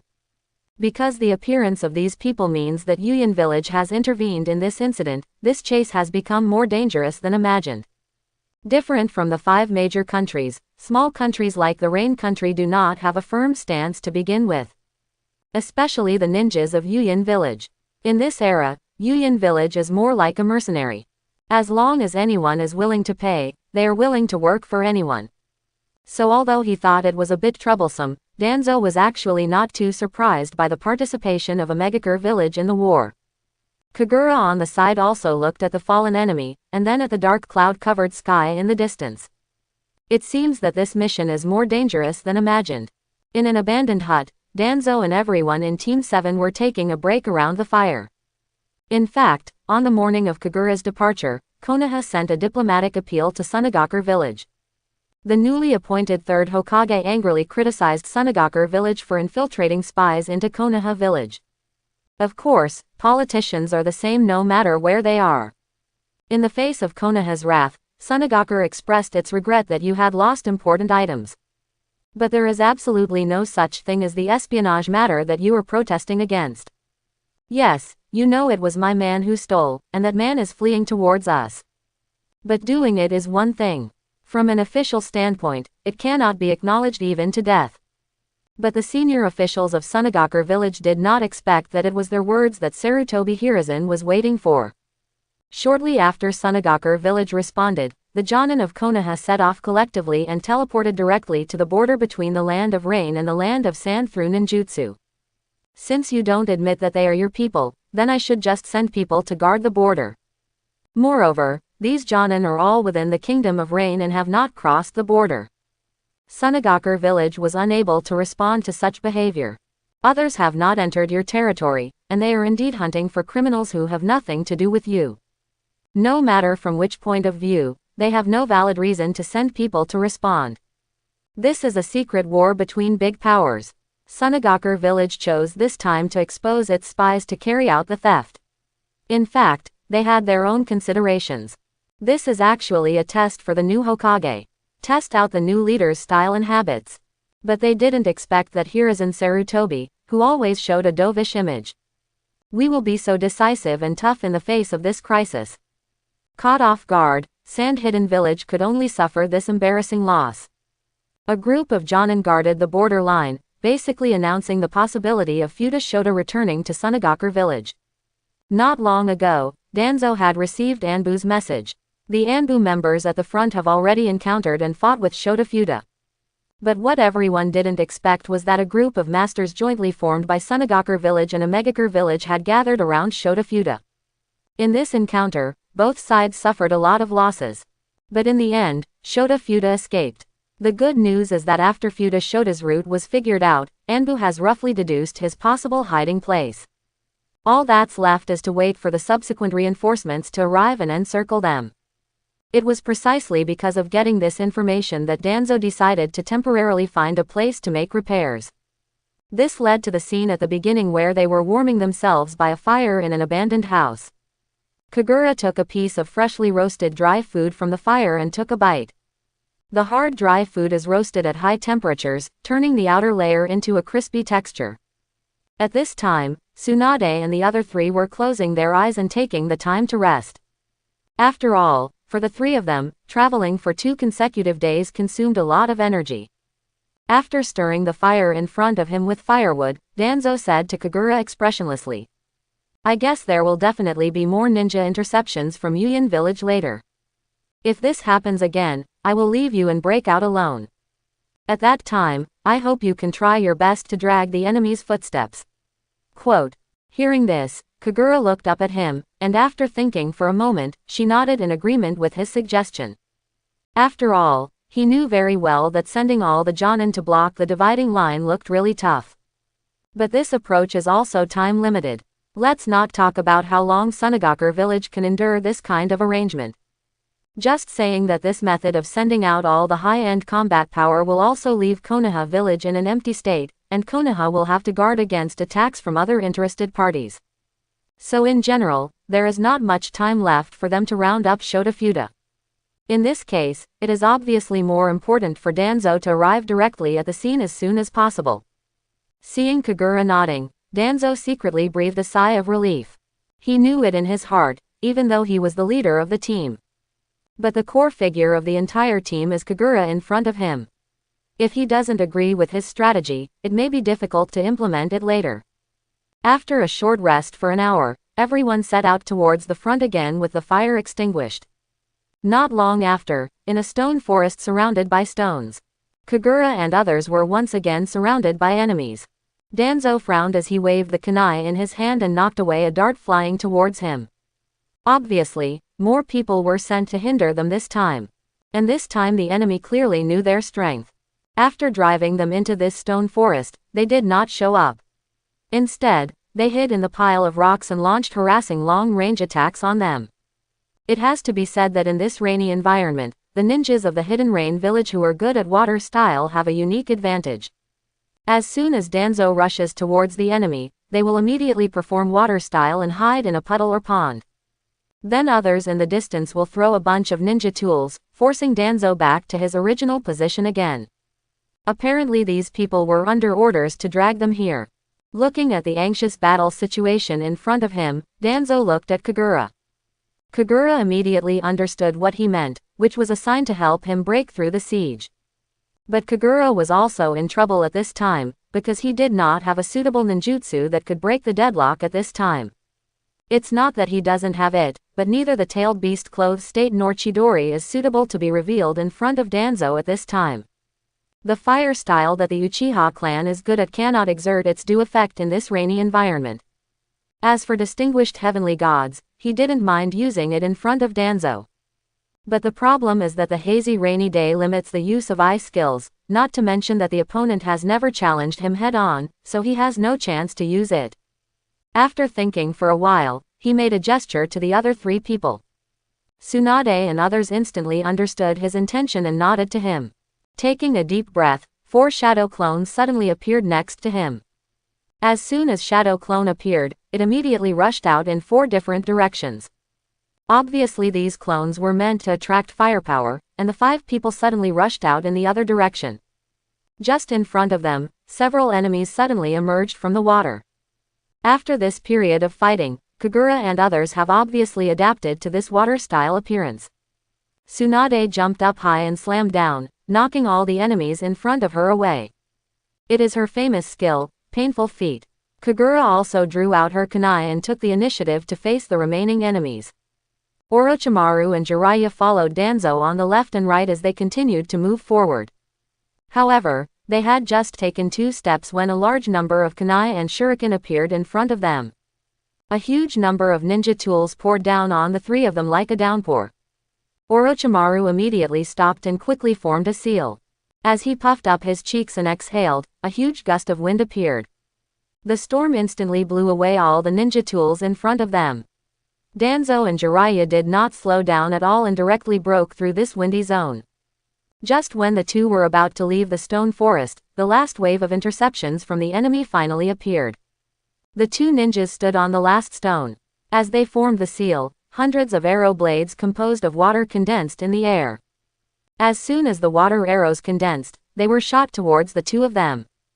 In the rainy environment, Water Style's ninjutsu is obviously enhanced, and its power and speed are obviously more powerful than usual. Seeing the huge number of attacks in front of him, Jiraiya suddenly appeared in front of Danzo. After a simple one-hand seal, his silver hair suddenly grew crazily. In the blink of an eye, the silver hair turned into hard armor, covering him and Danzo tightly. Clang, clang, clang. There was a sound similar to the collision of metal, and those seemingly sharp water blades seemed to hit a hard iron wall. Except for leaving some white marks on the fortress made of silver hair, it was impossible to break through its defense. After just tens of seconds, the attack that seemed to never stop finally disappeared. At the moment when the attack disappeared, a hole suddenly opened in the silver fortress, and Danzo rushed out like a cannonball.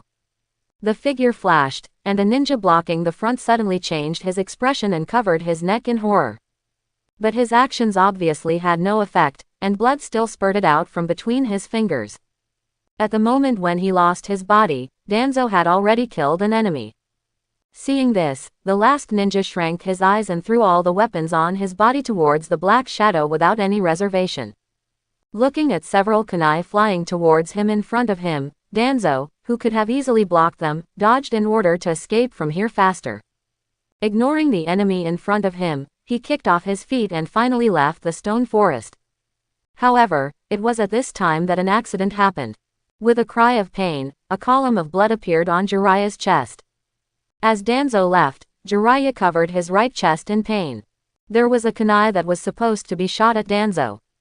Because of his dodge, Jiraiya, who was behind Danzo, was caught off guard and was accidentally injured. Jiraiya's cry of pain caused Kagura's expression to change. But in the hazy rainy day, he had no idea what happened. Just as he was thinking about what happened in front of him, the shuriken in his hand was released. The enemy that had been entangled with him suddenly gave up the fight and quickly rushed forward. After being stunned for a moment, Kagura somewhat understood their intentions. Although the orders received by these ninjas were to hinder their progress, if there was an opportunity to kill directly, they would definitely not miss it.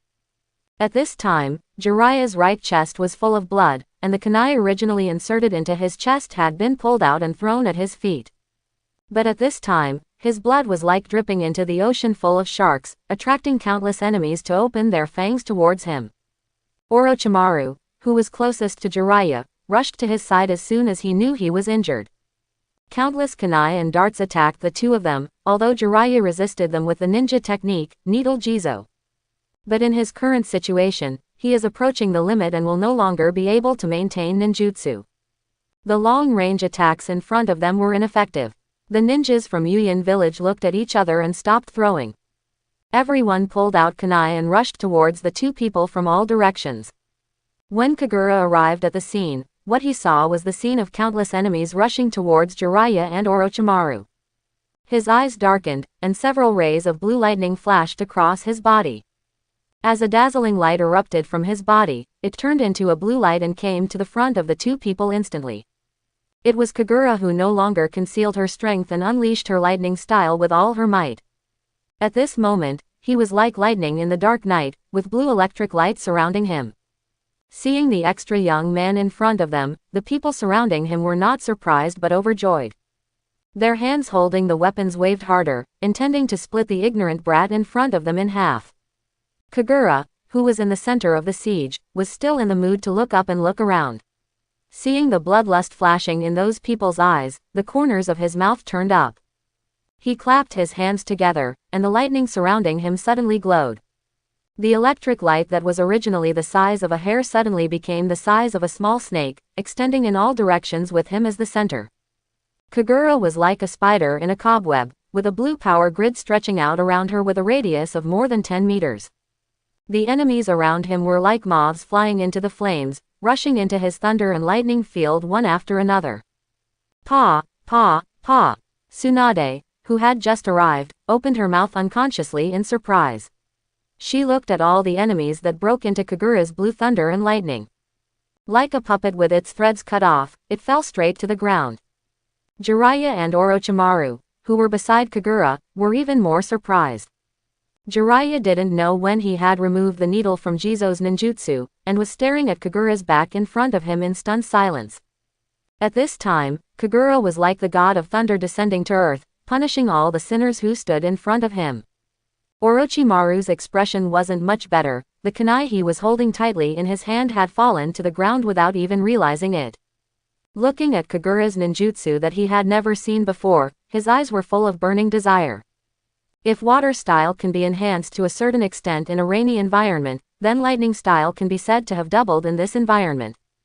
At this time, Kagura was using ninjutsu, Chidori flow, which extended from Chidori. To put it simply, use lightning style to spread lightning around yourself.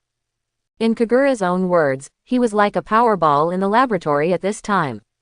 These guys, who were soaked in water, rushed into the power grid unprepared, and were basically paralyzed by the lightning style in an instant.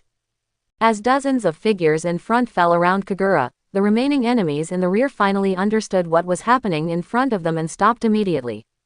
Of course, Kagura is not yet proficient in using lightning style at this time. Most of these fallen people just lost consciousness, not real death. Seeing that no one came forward, Kagura also put away the running Chidori flow. He was not a murderous person. Looking at the people who fell in front of him, he had no intention of finishing the attack. Seeing that there were only a dozen people left not far away, they looked at their enemies with horrified expressions. He said in an indifferent tone, "If I were you, take your companions and leave now.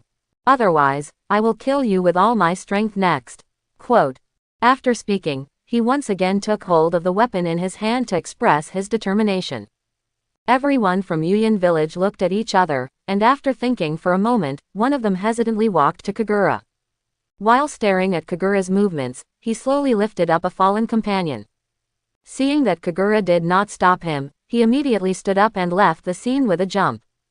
Seeing this, the remaining people slowly approached Kagura and helped their companions up in twos and threes. After just a few minutes, the battlefield that was still a fierce battle suddenly cleared, leaving only Kagura and 4 others. After all enemies disappeared, Kagura continued to maintain a vigilant posture. It wasn't until a few minutes later that his body softened and he collapsed on the ground. Seeing his actions, Tsunade, who was treating Jiraiya, cast a concerned look. Orochimaru also quickly came to Kagura and helped him sit up. Kagura waved her hands towards everyone and said breathlessly, "I'm fine, don't worry. I just consumed a lot of chakra." Quote. Yes, Kagura's gesture just now was just to scare away the enemy. Although he now has a chakra capacity comparable to that of Jonin, he is only the lowest level Jonin. For example, the famous blue representative Kakashi, Naruto can still be alive and kicking after dozens of episodes, but he basically fell to the ground after using ninjutsu twice. In the past 3 days, they had not gotten any rest, and their bodies and chakra had been consumed a lot. In the battle just now, he used Shadow Clone and Chidori Flow. Even the chakra in his body is close to bottoming out. The 3 companions around him were basically the same, plus Jiraiya's injuries. Kagura could only use her heaven-defying performance just now to scare away the remaining enemies. Although he is not a bloodthirsty person, he is not a bad person either. Otherwise, how could he let go of those fallen enemies? After regaining their mobility a little, they decided to leave here quickly and find a safe place. In a stone cave, brighter dark firelight shines, and the fire raised in the cave dispels the coldness brought by the rainy day. The injured Jiraiya had a bandage on his chest and was lying on the ground to rest with his eyes closed. The kunai only hit his right chest on the shoulder blade, fortunately avoiding the fatal position. After Tsunade's treatment, there is no serious problem now. Of course, Jiraiya's current combat effectiveness must be greatly reduced. In view of everyone's current situation, Kagura decided to make temporary repairs. You need to recover at least some chakra before you can move on.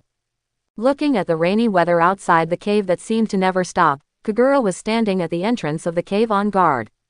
To be honest, this cave is not a very suitable hiding place. Because its depth is too short, even if a fire breaks out inside, the outside world can still see the clues. But in an emergency, this is the best hiding place they can find. Well, fortunately this continuous rainy day can reduce visibility, which is one of the few advantages of this rainy day. Looking at the sky outside, Kagura comforted herself in her heart. Tsunade came to him silently and handed over a piece of hot dry food. She said softly, "Eat something, and then I'll be the guard later. You should also seize the time to take a rest, you should be almost at your limit." Quote. Looking at Tsunade's caring eyes, Kagura smiled slightly and took the food. After taking a bite silently, he was about to turn around and say something to Tsunade. Suddenly his eyes changed, he threw away the food in his hand, and looked outside warily. Amidst the patter of raindrops, a figure could be seen vaguely appearing in the distance. Although it was still far away, that figure gave Kagura a feeling of extreme danger. Kagura has only experienced this feeling once, and that time her opponent was Golden Horn not long ago. The person in front of me is very strong. Chapter 31. He noticed that Kagura's expression was different, and saw the blurry figure in the distance. Before Kagura could say anything more, Tsunade rushed back into the cave to wake up Orochimaru and Jiraiya. The cave with the flickering fire undoubtedly became a beacon of light in this rainy plain. The man in the distance had obviously noticed them and walked towards them at a leisurely pace. Kagura and others were also prepared and guarded the entrance of the cave. It's not that Kagura doesn't want to escape, it's that the surrounding terrain is too empty, and if he escapes, he will become a conspicuous target. It was difficult to tell whether the person coming across was an enemy or a friend. If he was really an enemy, fighting inside the cave would be better than fighting outside on a rainy day. Under their uneasy guard, the image of the figure gradually became clearer. The man was wearing a black tights and had a large breathing filter in his mouth. Underneath the messy hair was a pair of extremely cold eyes, and the forehead protector on his head clearly showed the logo of Yuyan Village. If these appearances can't explain his identity, then as the distance gets closer, the person following him is enough to explain everything.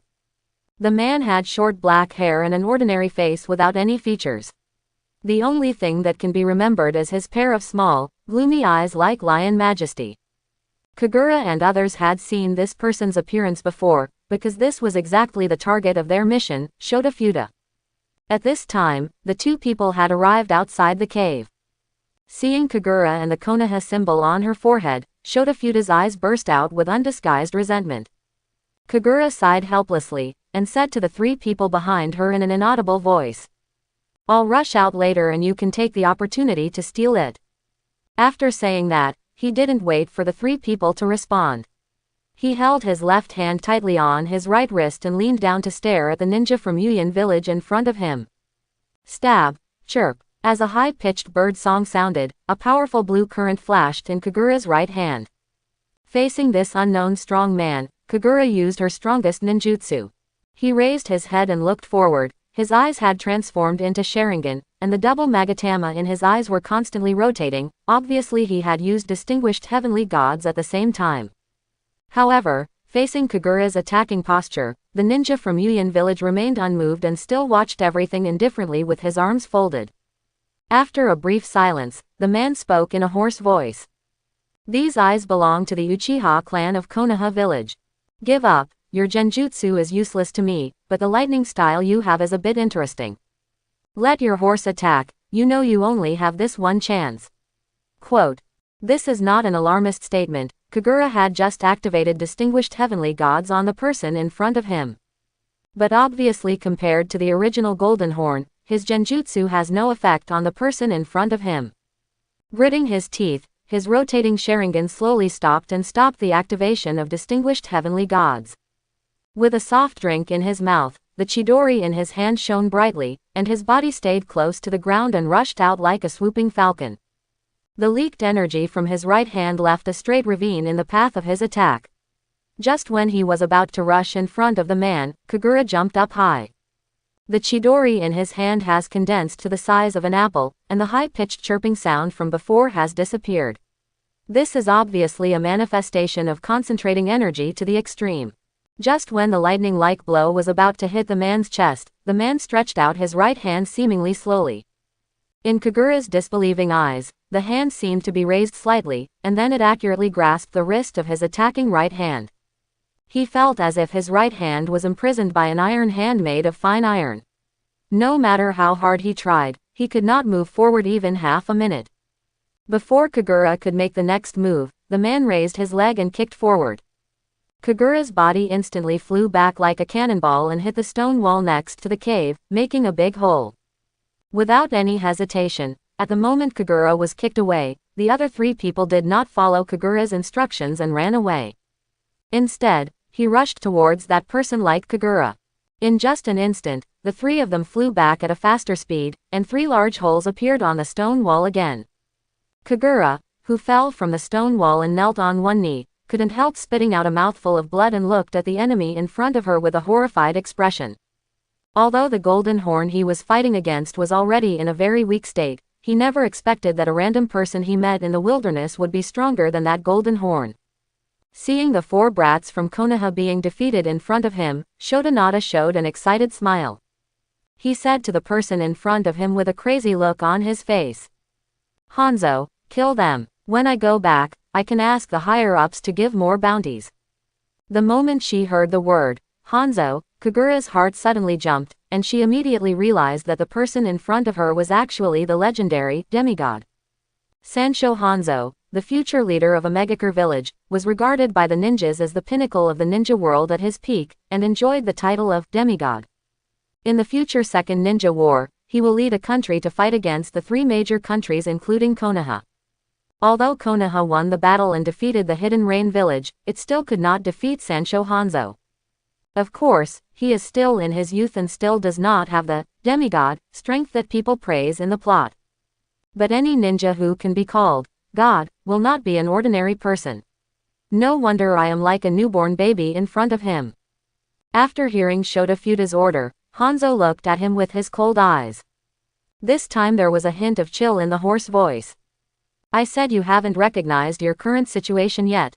If the leader of the village hadn't asked me to at least preserve your life, do you think you could have escaped the search of those Konoha Anbu?"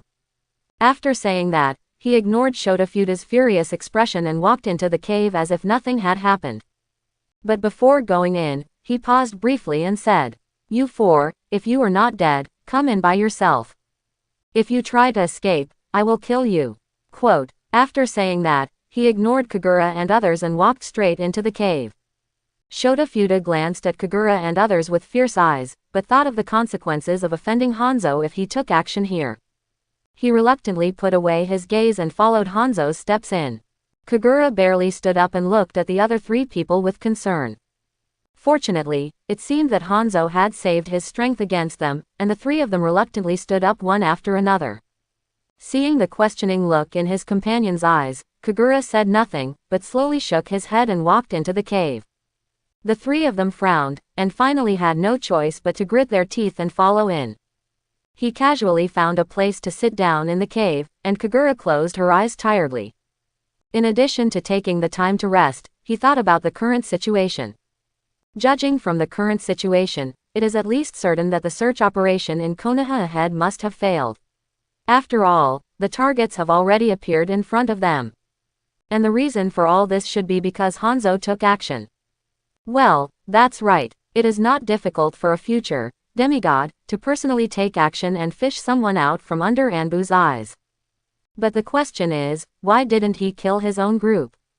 It can be seen from the short battle just now that he doesn't need to expend much effort at all to kill people like him. Recalling Hanzo's character, in the original plot, he was indeed a very contradictory person. Both kindness and cruelty appear in him to varying degrees. Hanzo cherishes the talents of powerful young ninjas. For example, During the Second Ninja War, he faced the young Sannin who was defeated by his own men. Hanzo admired them very much, so he gave Orochimaru, Jiraiya, and Tsunade the title of Konoha Sannin and let them go. However, in his later years, because Yahiko and Nagato threatened his position, he chose to unite with Danzo to annihilate them. Both contradictory personalities are reflected in him. But judging from the performance of his group just now, Kagura didn't think it was worth Danzo letting him and others go. So what will happen to this group of people in the future? After Kagura thought for a while, he seemed to understand Hanzo's thoughts. The current Hanzo is not the powerful being who can single-handedly compete with the three kingdoms in the future, and he is not even the leader of Yuyan village yet. Judging from the previous conversation between him and Shota Fuda, the main reason why the two of them appeared here was just that Hanzo was executing the orders issued by the village leader. The current situation is that all Jonin in Konoha are concentrated in the Land of Rain, and a large number of Anbu are conducting a blanket search not far away. Regarding Shota Fuda's attitude, Hanzo was more interested in the mission and didn't want to cause trouble. If you kill people like yourself here, there will be Uchiha's clan members and Tsunade Haim among them. It is conceivable that if their bodies are discovered by Anbu, it may be the trigger for the outbreak of war for the Rain country. This is the main reason why Hanzo doesn't hurt them. After figuring this out, Kagura secretly breathed a sigh of relief. For him, as long as his life is not threatened, other things are not that important. Perhaps feeling Kagura's body relax, Hanzo looked towards him with interest. After observing for a moment, he asked, "May I have your name?" In response to Hanzo's question, Kagura showed no expression on her face, but she still responded. "Uchiha Kagura, Uchiha Kagura, I've never seen that lightning style you just used, was it your own creation ninjutsu?" Hanzo, who had already confirmed the Kagura clan through Sharingan, was not surprised by his name, but instead mentioned the ninjutsu he was interested in. The ninjutsu of Chidori, also known as Reikiri, was created by Kakashi. Kakashi was not born yet, so this ninjutsu has naturally never appeared. After thinking for a few seconds, Kagura nodded. "Although I didn't create it myself, the system gave it to me, so it's not too much to admit the invention, right?" Seeing Kagura's response, Hanzo's eyes flashed with appreciation, and he continued. "The Uchiha clan is indeed an enviable clan. Every generation has surprising talents." Quote. He added some more firewood to the fire in front of him, then looked up at everyone and continued. "Don't worry, I didn't want to kill you. But you need to stay with me for the next 2 days. As long as I bring this person to the target location, I will let you go. Now there are all your people outside. If you are allowed to leave now to spread the word, it will attract people from Konoha. I will have a headache." Quote. Sure enough, Kagura had a look of understanding on her face. Hanzo's thoughts were as he had deduced. But after hearing what Hanzo said, Shota Fuda's face turned ugly. He looked at Hanzo with a somewhat fearful look and said, "Why not just kill them? Wouldn't it be more convenient? If you feel that the task reward is too small and does not include these, I can add it in my own name." Quote. However, in the face of Shota Fuda's request, Hanzo didn't even look at him, and still flicked the fire in front of him and said, "I'm just the person who performs the task. If you have any objections to the content of the task, go to Yuyan village to find someone to discuss it yourself. Now, I am only responsible for delivering you safely to the designated place." Quote. Faced with Hanzo's merciless words, Shota Fuda forced himself to calm down even though the muscles on his face twitched slightly. Along the way, he knew the strength of the man in front of him. In his opinion, even the powerful Anbu could not make a single move in front of him, and he was not as strong as Chunin, so there was no need to compare. Tsunade on the side was treating Jiraiya while paying attention to the situation here. This unlucky Jiraiya, the wound that had begun to recover was injured again by Hanzo's blow, and blood began to flow again. Fortunately, he had already experienced it once. Tsunade easily stopped his bleeding this time and was using healing techniques to speed up the healing of the wound. When she heard Hanzo's words, her tense heart relaxed. There was no way, after the short battle just now, she already knew that Hanzo was not on the same level as them. Even Kagura, who is usually the most powerful, cannot survive a single round in his hands. At this time, they did not have such a strong sense of ninja responsibility. For them, how to survive was the first factor. When she heard Hanzo's refutation of Shotofuda's words, she finally couldn't help but laugh. In the closed cave, her laughter seemed so abrupt, echoing throughout the space. Shotofuda, who was already unhappy, heard the laughter, and his anger surged up again. He glared at him and said viciously, "Snort, with just a few of you genin, even if Hanzo refuses to take action, I can handle it myself." Quote. As he spoke, he stood up, as if he really planned to do it himself. At this time, Kagura, who had closed her eyes, opened her eyes again, and the Sharingan in her eyes slowly turned. A cold gaze swept over him, and Fuda Shota felt a chill all over his body, and looked at Kagura warily. Kagura didn't have the slightest fondness for the person in front of him, so he said indifferently, "If Hanzo hadn't been here, it would have been just a waste like you. He had already returned to the village with us under my control." Quote. Hearing Kagura's contemptuous words, Fuda Shota was furious and was about to say something. At this time Hanzo finally looked at him with an idiot look and interjected.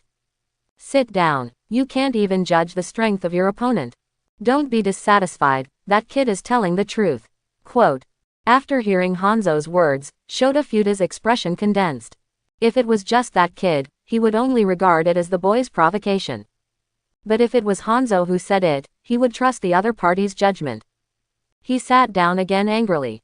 He seemed to have thought of something, and turned to Kagura with an unhappy look on his face and said, "What can a brat like you know? As genin, you are nothing more than tools in the hands of those in Konoha. The so-called mission you performed this time is nothing but lies." Quote.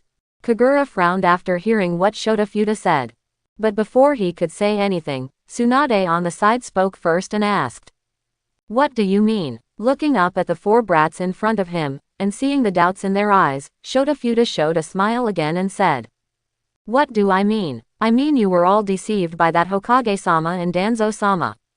The instructions you received should be that I stole the forbidden book, so you have to come out to arrest me, right? Yes, I did steal it, but what I stole was not a forbidden book at all." Quote. Having said this, he seemed to have thought of something, and continued through gritted teeth. "That's a bait. It's a bait used by your senior officials to lure the spies lurking in Konoha village.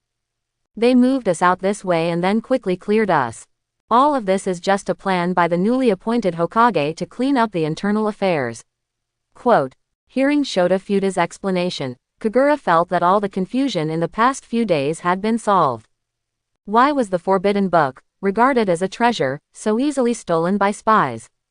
Why were those high-level officials able to react so quickly as soon as the incident happened, and even immediately send out all the Jonin to block the escape route?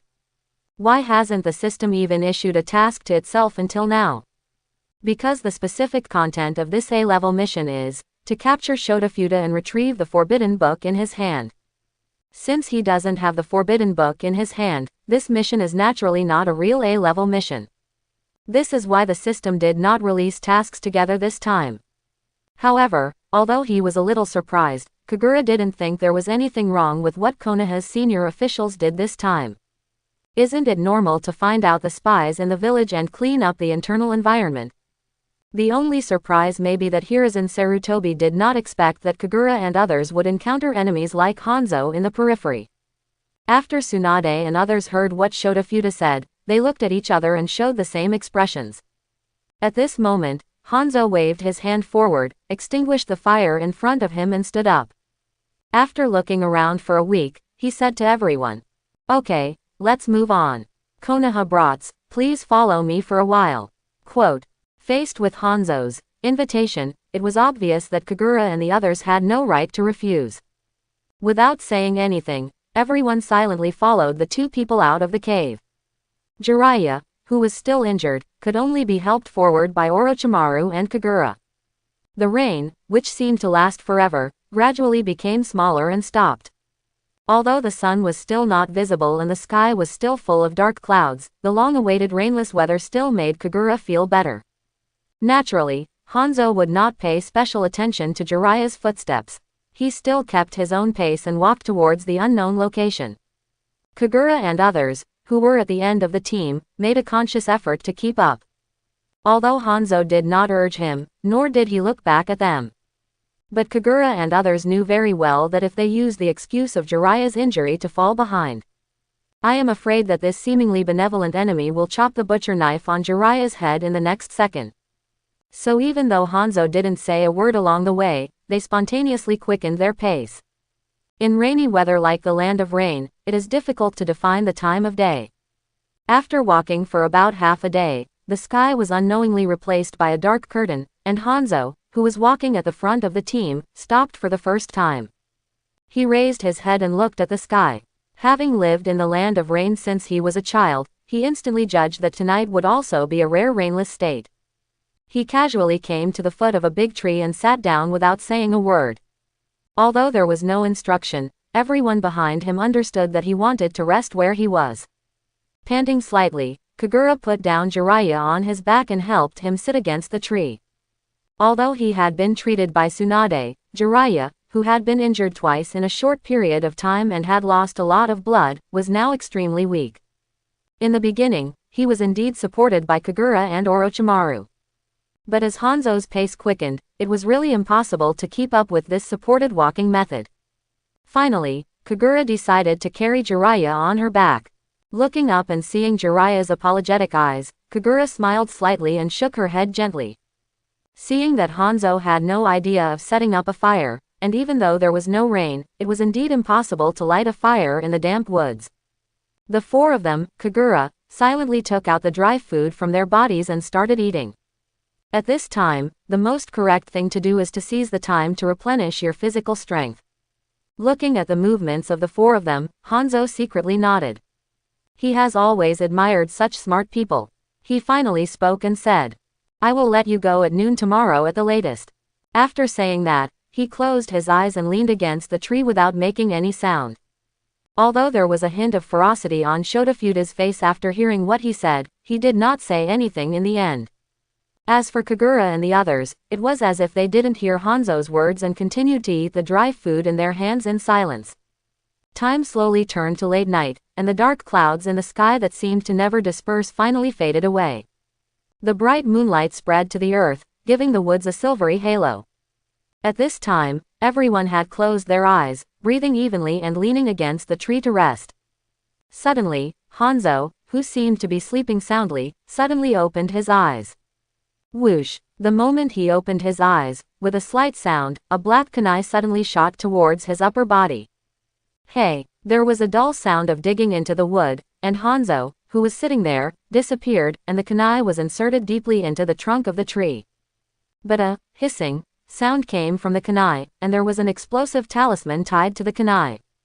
Bang! With a loud noise, the kunai exploded violently. Kagura had already woken up when the kunai hit the tree trunk.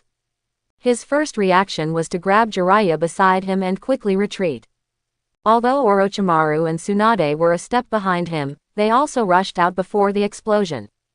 A huge plume of smoke rose, even as the Sharingan was activated. But Kagura could only barely see that there were two black figures intersecting continuously inside, and the sound of weapons colliding could be heard from time to time. As the smoke slowly dissipated, everyone finally saw the specific situation of the battle clearly. At this time, Hanzo and a man were holding weapons and were in a stalemate, and that man was Danzo, who had just left the day before. Danzo had actually been following them since early in the morning. After the breakout that day, before he reached his destination, he received news from Shadow's pet that the target had escaped. He was the main planner of this plan, and it was he who took the initiative to propose to Hiruzen Sarutobi to use fishing bait to clean up the village's spies. Shotofuda is actually not his main target, but the companions who helped Shotofuda commit the theft were the main targets of his plan. It's just a Chunin. Now that his identity is known, it is impossible to cause much trouble under Anbu's surveillance. But the other spies involved behind him are the big fish hiding behind it. But he didn't expect that in order to prevent Konoha from getting caught, Sunagakur village actually hired ninjas from the country of rain to help him escape during this operation. Although many traitors or spies who escaped from Konoha with Shodanada were caught along the way, they were all Chunin or below characters. The real behind-the-scenes organizer did not reveal his true identity.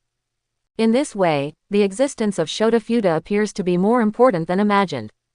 As long as you catch him and use ninjutsu to interrogate him, you will always get some unexpected gains.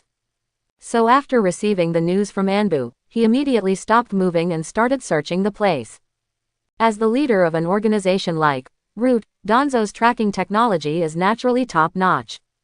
What's more, God was kind, and the rain that most disturbed our footsteps stopped. So 3 hours ago, he had already discovered this large team. Although he was surprised as to why Kagura and others were among them, what caught his attention was the presence of Hanzo. As a ninja who survived the battlefield, he could naturally sense the danger from the young man at the front. After thinking for a moment, he sent the message to Anbu behind him and followed it alone. It has to be said that in terms of tracking and concealment, Danzo is a top-notch master. After several hours of tracking, Hanzo didn't notice at all. Danzo was also a very patient person. Even when he saw them stopping to rest, he still didn't take action, he just hid above and watched. As the night progressed, he finally launched the long-awaited blow. The two people who were in a stalemate with each other suddenly exerted force and quickly retreated. Danzo, who was still retreating, suddenly threw out several shurikens, and then formed a seal with one hand, which suddenly became an overwhelming number. Facing this intensive kunai attack, Hanzo's response was very simple. He calmly used the kunai in his hand to fly away the hidden weapons in front of him one by one. However, after a few seconds, his expression suddenly changed. I saw those shurikens that had been thrown flying around behind him along a trajectory that was contrary to common sense. Kagura, who was standing not far away, used Sharingan to see the clues. All the shurikens thrown by Danzo have an almost unobservable thread behind them. Danzo suddenly pulled his hand back, and strips of silver light flashed. The shurikens that were thrown away by Hanzo suddenly flew behind him. At the critical moment, Hanzo twisted his body to avoid the attack.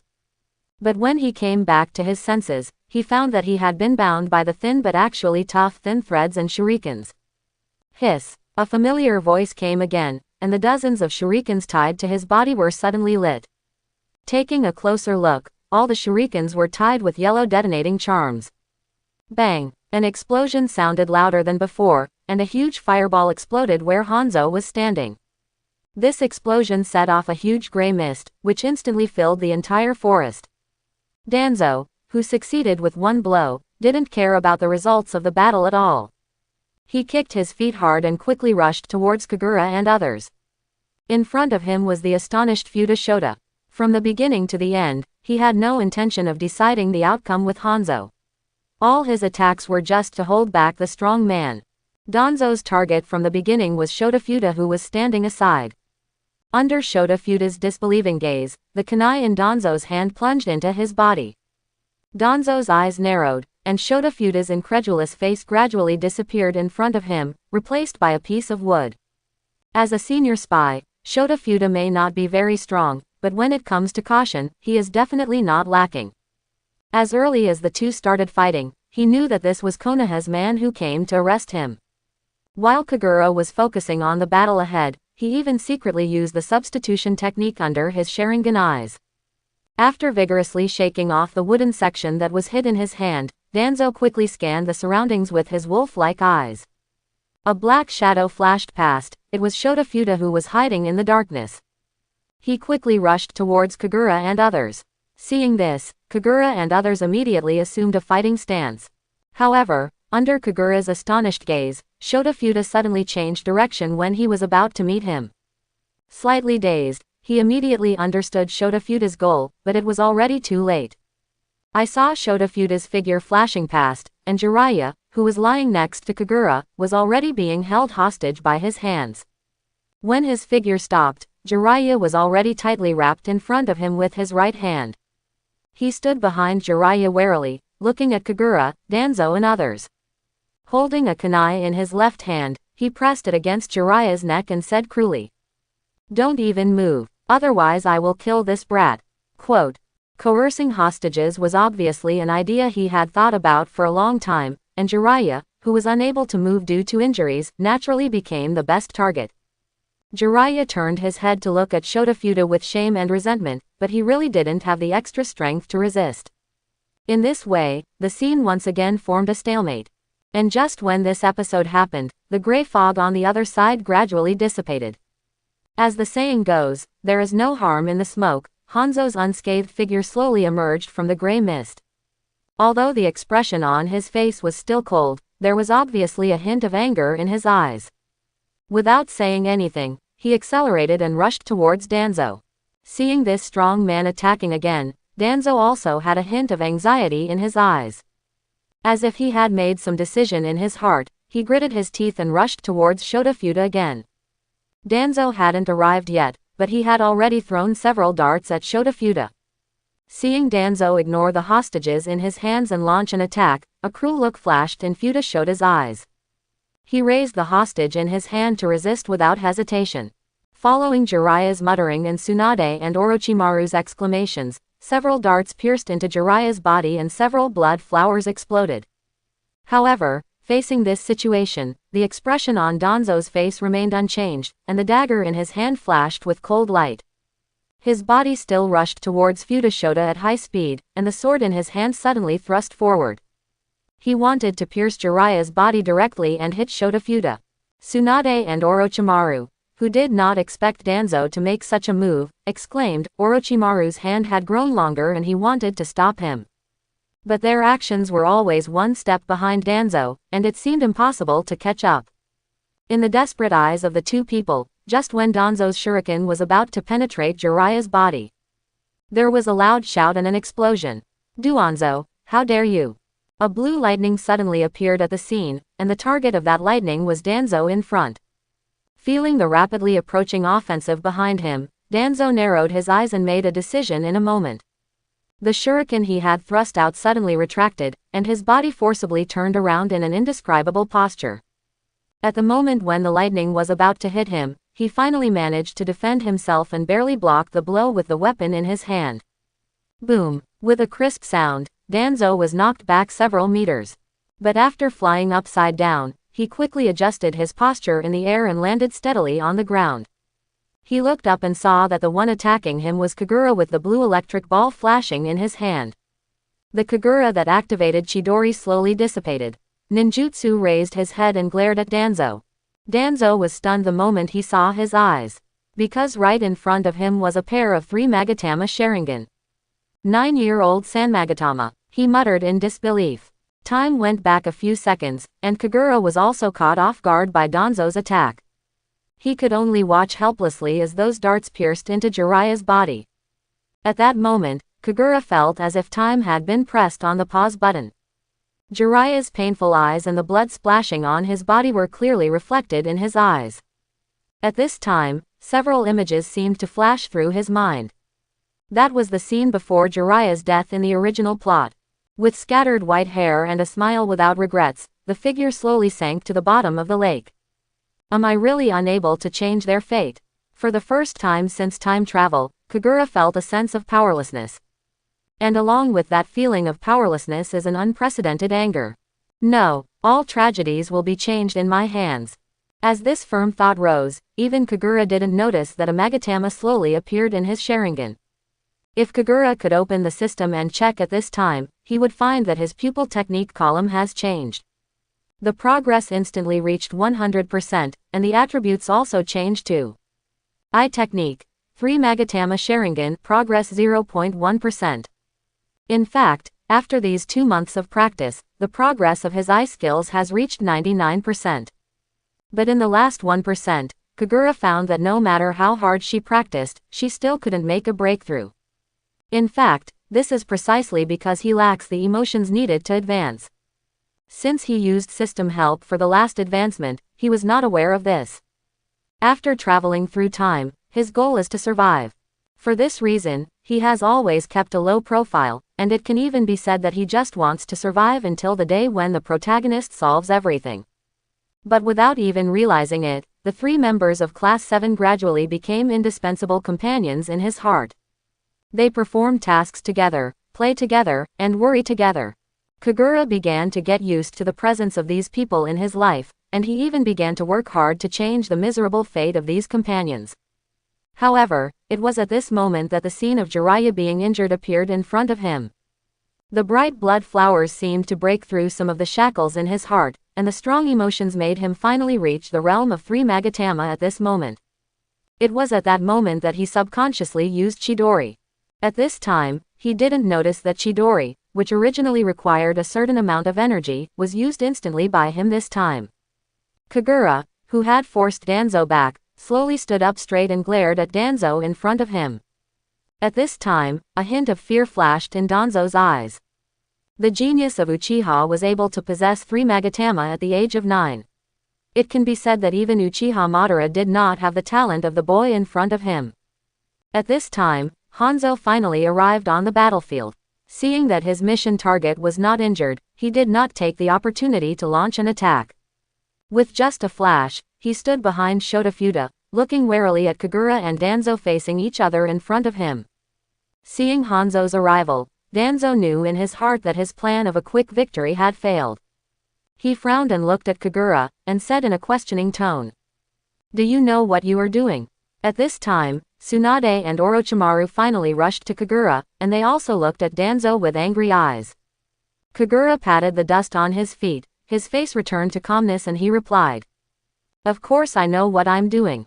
I know even more that Jiraiya is my companion."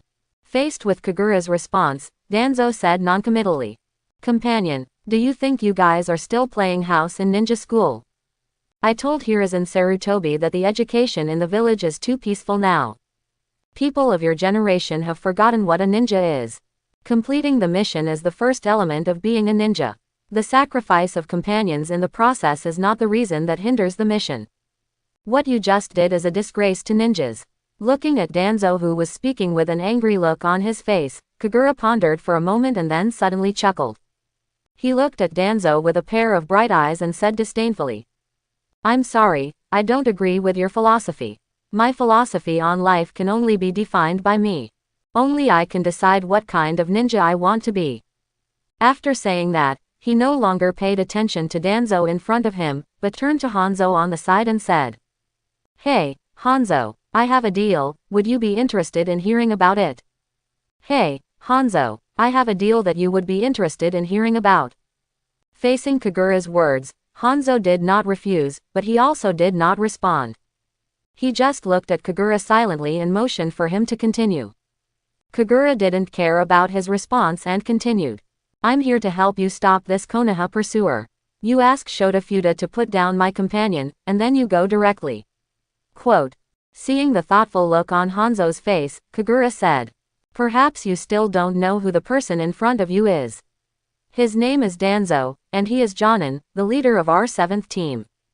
The most important is..." After saying this, he paused for a moment before continuing. "The most important thing is that he is the leader of Konoha's roots.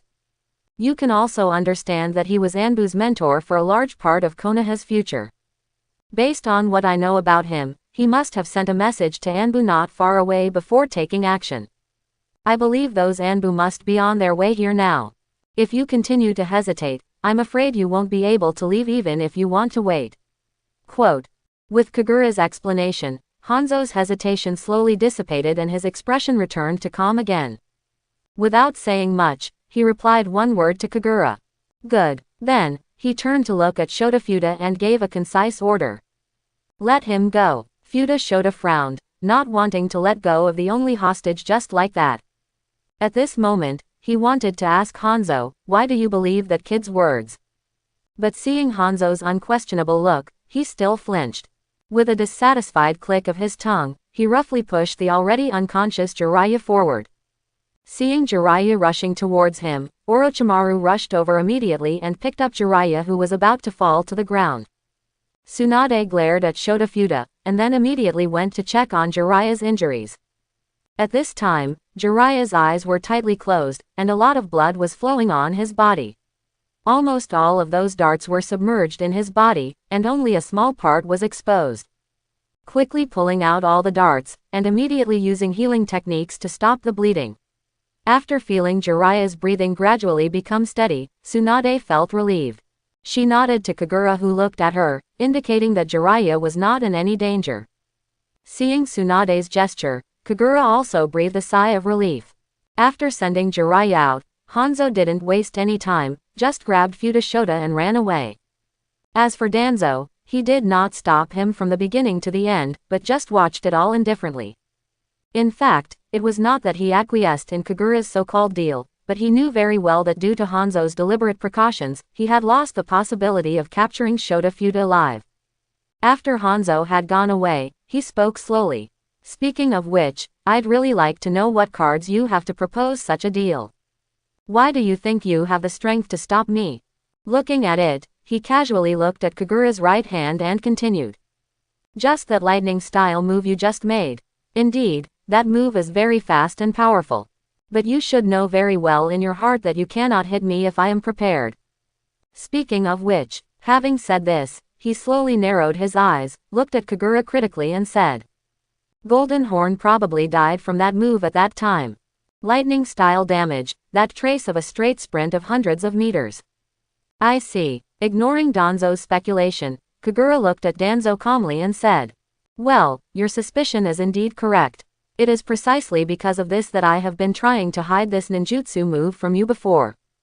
But there's one thing you guessed wrong. It's not that I'm blocking your confidence. Quote. At this time, the three Magatama in Kagura's eyes looking at Danzo slowly began to rotate. He still kept speaking at a fast pace and said, Aren't you always curious about Sharingan and Uchiha's power? I'll let you see it today. Looking at the rotating pair of Sharingan, Danzo felt that he seemed to be trapped in those strange eyes, staring at them tightly and unable to look away.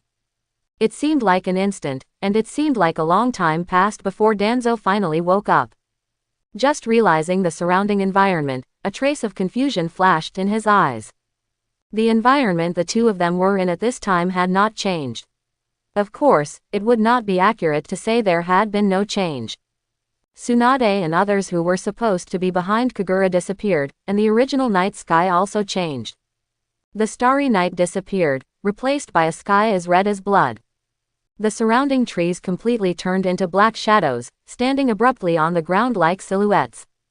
Kagura smiled slightly, stretched out his hands and said, Welcome to my world. Regarding the changes around him, Danzo still didn't seem to be panicked at all. After looking around for a week he said, Is this genjutsu made using Sharingan? Hey, if it's just genjutsu, I'm afraid it won't be able to trap me. Quote. Hearing this, Kagura smiled even more happily. Just genjutsu.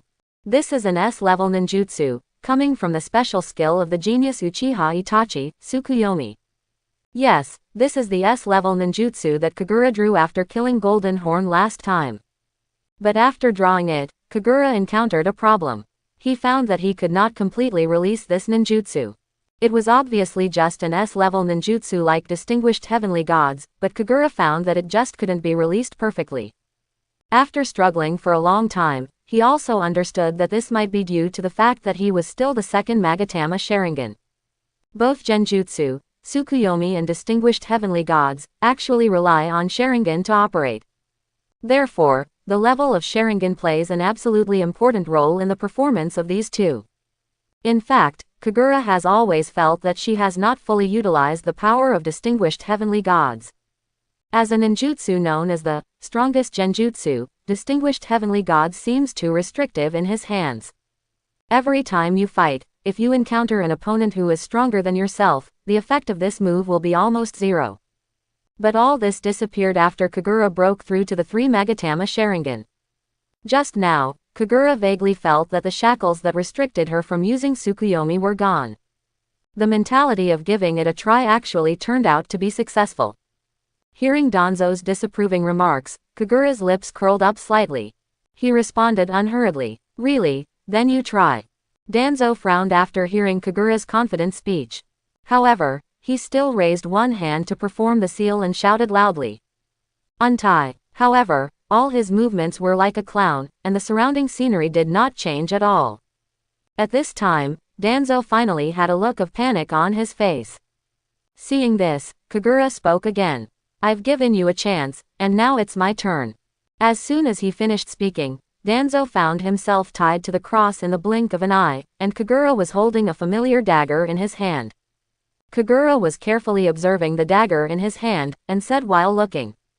Well, is this the sword you just planned to pierce into Jiraiya's body? Indeed, the workmanship is good. Quote. After saying that, without any extra words, Kagura picked up the dagger and stabbed Danzo. The pain of his flesh being pierced by a sharp blade was clearly transmitted to Danzo's mind. He murmured and looked at Kagura with angry eyes. However, in the face of his glare, Kagura still maintained a smile. He reached out and grabbed it in the air, and an identical dagger appeared in his hand again. He approached Danzo and said softly in his ear, "Don't worry, we still have a lot of time to play slowly." As he spoke, he thrust the dagger in his hand again. Time passed slowly like this, maybe 5 minutes, maybe an hour. Danzo's body was covered with daggers, and his muttering at the beginning turned into a wail. What didn't change was his eyes that were still glaring at Kagura. Feeling another dagger piercing his body, he finally asked, Why didn't I die or pass out?" Hearing his question, Kagura once again took out a short sword from midair and answered, "Don't worry, I said this is my world. In this case, you will stay awake here as long as I want. Don't worry, we still have 3 full days to play slowly." Quote. Hearing the time of 3 days, panic finally began to rise in Danzo's angry eyes. In the real world, Tsunade looked at Kagura and Danzo in confusion. Just after Kagura said those words to Danzo, the two of them suddenly froze in place as if they were possessed. She and Orochimaru looked at each other in confusion, and then they walked towards Kagura and Danzo respectively and started to check. But they obviously knew that this might be because Kagura used genjutsu, so they didn't touch their bodies. Just when Orochimaru walked up to Danzo to observe, he saw Danzo soften and suddenly fall to the ground. Kagura on the other side didn't feel much better. She suddenly knelt down on one knee and covered her eyes. The two people quickly approached, and Kagura kept panting and said, I didn't expect this ninjutsu's chakra consumption would be so large." After saying that, without waiting for the two of them to speak, he quickly gave instructions. "You remember what I say next. After I pass out, you can explain this to Anbu who comes here." Tsunade and the others did not wait long. About half an hour later, Anbu from Konoha found them. These Anbu wear vest-type combat attire for easy combat, a defensive vest-type armor on the outside, and a white mask imitating an animal on their face. Seeing the devastated forest, he also saw the fallen Jiraiya, Kagura, and that Lord Danzo. Although separated by masks, Tsunade and Orochimaru could still feel the shock in Anbu's heart. After roughly listening to the stories of the remaining two people, the shock of these people became more obvious. Anbu, the leader, looked at Tsunade with a sincere face in astonishment and asked, "You mean to say that Danzo-sama fell unconscious after fighting a powerful enemy from the Hidden Rain village to protect you?" Facing Anbu's question, Tsunade wiped the non-existent tears from her eyes and choked Kaido. "Yes, Mr. Danzo, in order to protect Jiraiya and Kagura who were held hostage, they fought desperately against the enemy. But that enemy was so powerful that Danzo-sensei was hit by that person's genjutsu and fell to the ground. If it weren't for the fact that the enemy was also seriously injured and left, we might not have survived. Danzo-sensei, he is really a good teacher who cares about his students. Woo woo woo woo woo. It has to be said that women are all born actors." Under Orochimaru's helpless and slightly horrified gaze, Tsunade sobbed while telling the so-called truth. At the end, she even cried uncontrollably. At that moment, Orochimaru even doubted whether everything he had seen before was caused by some kind of genjutsu, and what Tsunade said was the truth. Even Orochimaru, who knew the inside story, began to doubt himself, let alone those Anbu. In fact, it stands to reason that there are no loopholes in Tsunade's narrative. The only problem lies in the protagonist in the content. Unlike ordinary Hokage village ninjas, these Anbu people know clearly the true face of Danzo-sama. Such a person would rather give up the mission to save his students. You might as well say that the little Uchiha guy lying down is the reincarnation of Uchiha Madara. But the crying little girl in front of her is not a good person. This is the famous Tsunade Hime.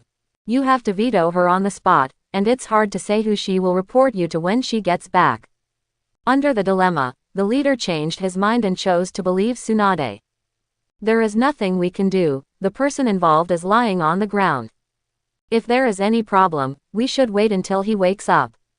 After looking around for a week, he immediately decided to send the 2 genin and 3 wounded people in front of him back to Konoha. In any case, Lord Danzo's injury shows that there is indeed a powerful enemy nearby. In this case, these genin are no longer suitable to stay here. 2 days later, in Konoha Hospital, Kagura slowly woke up, and what she saw was still the familiar ceiling. The ward where he was lying this time was actually the same one as last time. After staring blankly at the ceiling for several minutes, his pupils slowly began to focus. At this time, the door to the side was opened. After a while, 2 happy voices came one after another. "Kagura, you're awake." Slowly turning his head and looking, the people coming were Tsunade and Orochimaru. Tsunade walked to the bed, put down the fruit in her hand, and looked at him caringly.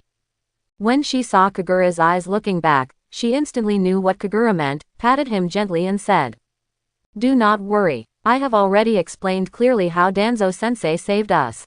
Quote. After hearing this, Kagura finally felt relieved after confirming that Tsunade had indeed followed her instructions. He didn't speak, but nodded slightly towards the 2 of them. The next day, Kagura had already left the hospital and stood in front of Sarutobi Hiruzen.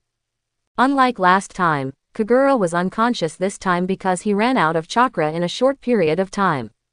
Physically, he actually had no injuries. So this time, he was discharged from the hospital in just 1 day and was summoned by Master Hokage immediately. Looking at the handsome young man standing in front of him, Sarutobi Hiruzen rubbed his brow with a headache. Regarding Danzo's injury, he already knew the details through the information sent by Anbu. He even met Tsunade and Orochimaru in person yesterday and asked them again in person. But what the 2 people recounted in front of him was still the same as what Anbu said.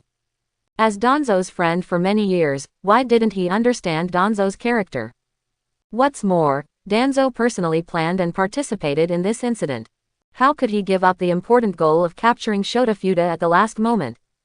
But the 2 people unanimously agreed, and there was nothing he could do. In desperation, he had to call Kagura to ask again. "So, your statement is the same as Tsunade's?" Narrowing his eyes, Sarutobi Hiruzen asked directly without too much nonsense. However, Kagura's expression did not change at all, and she just nodded solemnly. In fact, the first half of the rhetoric he taught was no different from the truth, but it started to change when Danzo rushed towards Empress Nada Shota who had kidnapped Jiraiya. The purpose of rushing towards Shotofuda was to save Jiraiya, but Jiraiya's injury was only due to an accidental injury. In the end, in order to save everyone, he fought with Hanzo, and then fell down after receiving the enemy's genjutsu. As for Hokage's suspicion, it was not beyond his expectation. Sure enough, seeing him nod, Hiruzen Sarutobi said angrily, "Do you think I will believe it? I still know Danzo's character, are you sure you want to stick to this statement?" Faced with this suspicion, Kagura's response is simple. He looked at Sarutobi Hiruzen sincerely and said, "I won't allow you to slander Danzo-sensei like this." What do you mean by this? Sarutobi Hiruzen was also confused by Kagura for a moment. Without giving him time to think, Kagura continued. "Although we only got along with Danzo-sama for a short period of time. But through this period of time together, I deeply felt that under Teacher Danzo's cold appearance, there is a fiery heart. He loves the motherland, loves the people in the village, and takes meticulous care of his subordinates. Although you are Hokage-sama, I do not allow you to slander Danzo-sensei's noble character like this. Although he did not complete the task this time, I think this also proves that he has a soft heart. Danzo-sensei, he is a good person. If you want to punish him, Hokage-sama, we are willing to accept the punishment together." Following Kagura's words, Sarutobi Hiruzen felt that his mind seemed a little unable to turn around. "When did I say I would punish Danzo? No, the most important thing is who is the person you mentioned who loves the people and loves his subordinates. We are not talking about the same person." He really never thought that in this life, he would still associate the words Danzo with a good person. Looking at the confused Sarutobi Hiruzen in front of him, Kagura smiled secretly in her heart. Sure enough, sincerity is the last resort. In fact, he didn't worry at all that these lies would be exposed after Danzo woke up. At that time, after Danzo won the Tsukuyomi, he also used distinguished heavenly gods to adjust his memory. After upgrading to Sanmagatama, his distinguished heavenly gods can already do more things. He directly deleted Danzo's memory of rushing towards Jiraiya, and even forgot about his knowledge of Chidori. And this is also the main reason why he finally exhausted all the chakra and became comatose. After all, he used 2S level ninjutsu at the same time. Looking at the still confused Sarutobi Hiruzen in front of him, he struck while the iron was hot and continued. It's just after this incident that we have a profound understanding of the gap between ourselves and Danzo-sensei. Therefore, after discussion among the four of us, we decided that we would like to formally apply to you, Hokage-sama.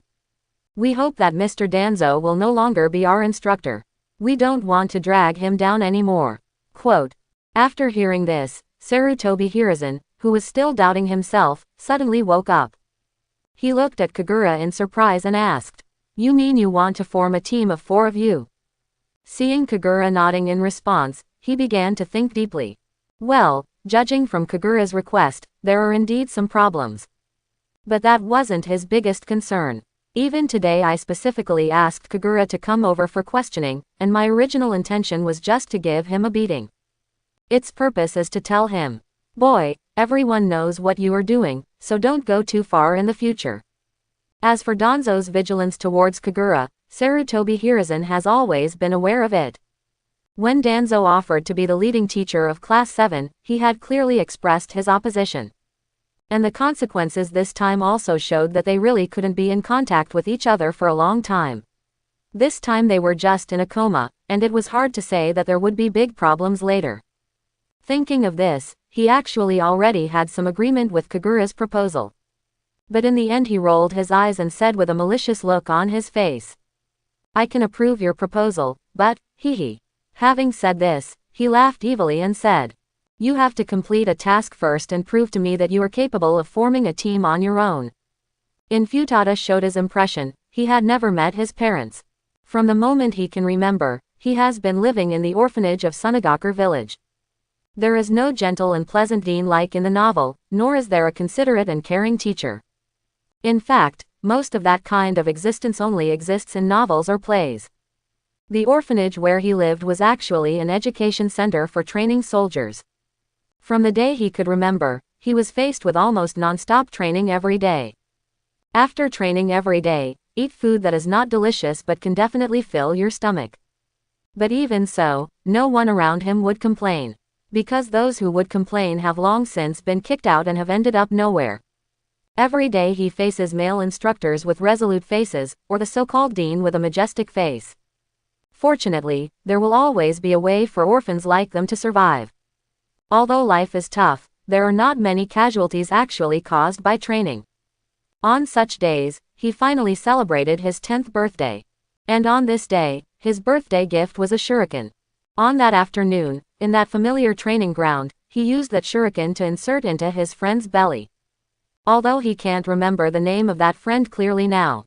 But during those difficult years of his youth, it was the best friend in his life. They supported each other and encouraged each other, and they survived the devilish training. But he didn't expect that the final exam to graduate from here would be to kill his best friend. He could not remember the battle process clearly, but when he regained his memory, he found that he had already inserted the weapon into his friend's belly tightly. The eyes of my friend before his death did not reveal resentment or unwillingness, but instead revealed a kind of relief and guilt. Before he died, he muttered something, but he didn't hear it clearly at all. At that time, he didn't understand at all why there was a trace of guilt in that man's eyes even though he was the one who killed him. As his friend's body fell, his emotions seemed to be included in his death. He just held the bloody shuriken and left the orphanage where he had lived for several years. From that day on, he officially became a genin of Sunagakur village. At this time, as the 5 major countries had just been established, although the fighting on the surface stopped, the actual war turned to a dark world that people could not see. Although his combat ability is not strong, he seems to have had a talent for espionage since he was a child. After the superiors transferred him to the assassination force, he did more work of infiltrating the enemy, then selling out intelligence and then annihilating the opponent. At only 10 years old, he seems to know how to gain the trust of others. In this way, a few years later, he was promoted to Chunin. It was not long after he became a Chunin that he was sent to Konoha village as an undercover agent, when he was 15 years old. Different from the past, this time it will be a long-term mission. He will remain lurking there until he receives instructions from above. He joined Konoha village as a ninja from a surrounding village. In fact, this identity was very common in the early days of the 5 villages. A few years after entering Konoha, he had already gained the trust of the village and became a teacher at the Ninja Academy. Even among the 5 major countries, Konoha is the village that best represents peace. He lived a completely different life here than before, and the peaceful atmosphere here even made him feel a little unreal at times. However, this peaceful atmosphere did not soothe his heart, but made him more and more manic. No one knows that every time he sees those children with innocent smiles, what he is actually thinking about is how to kill them as quickly as possible. When I greet my neighbors every day, I am mentally imagining whether that person will still be able to smile if Konoha is destroyed. His childhood experiences caused a certain distortion in his heart. In fact, the reason why he hopes to be a spy is because he likes to see the resentful expressions of those who were betrayed by him when they finally knew the truth. That would even give him an inexplicable sense of pleasure. However, this mission actually lasted for 10 years. He changed from a 15-year-old boy to a 25-year-old young man. From a warrior who killed many people on the battlefield, he became a teacher of Rinhi in Konoha Ninja School. But no one knew how these seemingly peaceful 10 years had caused him to suffer in his heart. Finally, he waited for an opportunity.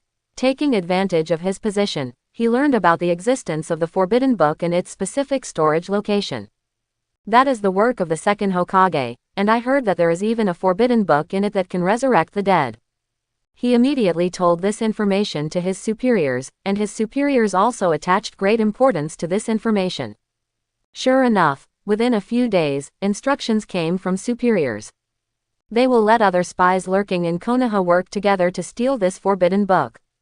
After several days of planning, late one night, they finally took action. The process of implementing the plan was smoother than he imagined. Holding the huge scroll, the group of them immediately escaped according to the planned route. However, Konoha's reaction speed far exceeded their original estimate. In just one night, the road to Sunagakur village was blocked. Fortunately, they hired ninjas from Yuyan village in advance, so they were not directly searched by Anbu everywhere. In the end, everyone was forced to decide to open the forbidden book in public. Then as long as one person can escape back, he can take these forbidden skills back to complete the mission. However, the moment they opened the book, everyone's expressions froze. Because there is not even a single word in the so-called forbidden book. At this moment, Shota Erda immediately realized that all of this was Konoha's plan. People like myself are just pawns in their plan. It was that night that the masked Anbu finally discovered them.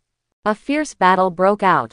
It is a pity that almost all of them are only capable of Chunin, and most of them have been engaged in espionage activities for a long time, and their frontal combat capabilities are not strong. Just 10 minutes after the battle, almost everyone on their side was wiped out. Just when Shota Erda was almost desperate, a powerful ninja rescued him from the pile of dark ninjas. It is the hired ninja from a Megakure village. The ninja named Hanzo told himself that he would leave after receiving the mission and taking him to a certain target location. For such an arrangement, Shota Fuda could only silently accept it. After all, he also knew that as he was listed as the top offender by Konoha, it would be difficult for him to return to Sunagakur village through regular channels in the future. Unexpectedly, they encountered a group of kids from Konoha on the road. Perhaps because he thought that he was being played by those high-level officials in Konoha, he could hardly restrain his murderous intention towards these brats from Konoha. However, Hanzo did not allow him to do this, and he knew the reason very well. He would do the same thing otherwise. After all, there is no need to offend that powerful country for an escort mission. Unexpectedly, an accident happened later. That Danzo chased after me. As a spy who has been collecting information, he naturally knows who Danzo is. But what happened next was going in a direction he couldn't understand. For the trash he held hostage, that annoying-looking Uchiha brat actually proposed a deal. And the content of the deal was to release the hostages himself, and then he would be responsible for stopping Danzo. Who does he think he is? Uchiha Madara. But what was even more unexpected was that Hanzo actually agreed to the deal. Although he was unwilling in his heart, he still let go of the kid in his hand. Who would have known that when Hanzo was escaping behind him, Danzo actually stopped chasing him? How on earth did that Uchiha brat do it? After taking themselves through the country of rain, they came to their final destination, the country of grass. This is a small country far away from the Kingdom of Wind, where Sand Hidden Village is located, and sandwiched between the Kingdom of Earth and the Kingdom of Fire. The people in Konoha certainly didn't expect that they would be brought here. After completing himself, Hanzo left without saying a word and returned to a Megakure village. As for himself, he found a nearby village and quickly integrated into the village as a foreigner. After all, dealing with people is his strength. 2 weeks passed before I knew it. Shota Fuda, who had just walked out of the house, greeted his neighbors warmly. Walking on the dilapidated path of the village, he was calculating the time to leave. It was last week that Konoha evacuated all the Jonin in the Rain Country. After more than a week, it is estimated that there are not many Anin left in the Rain Country. It's time for me to leave here and return to Sunagakure village. While he was thinking about something, he accidentally bumped into someone on the side of the road. He turned around habitually and planned to apologize. However, the moment he turned his head, a Sharingan with 3 Magatama caught his eye. For a moment, he felt that his thoughts and will were being invaded rapidly.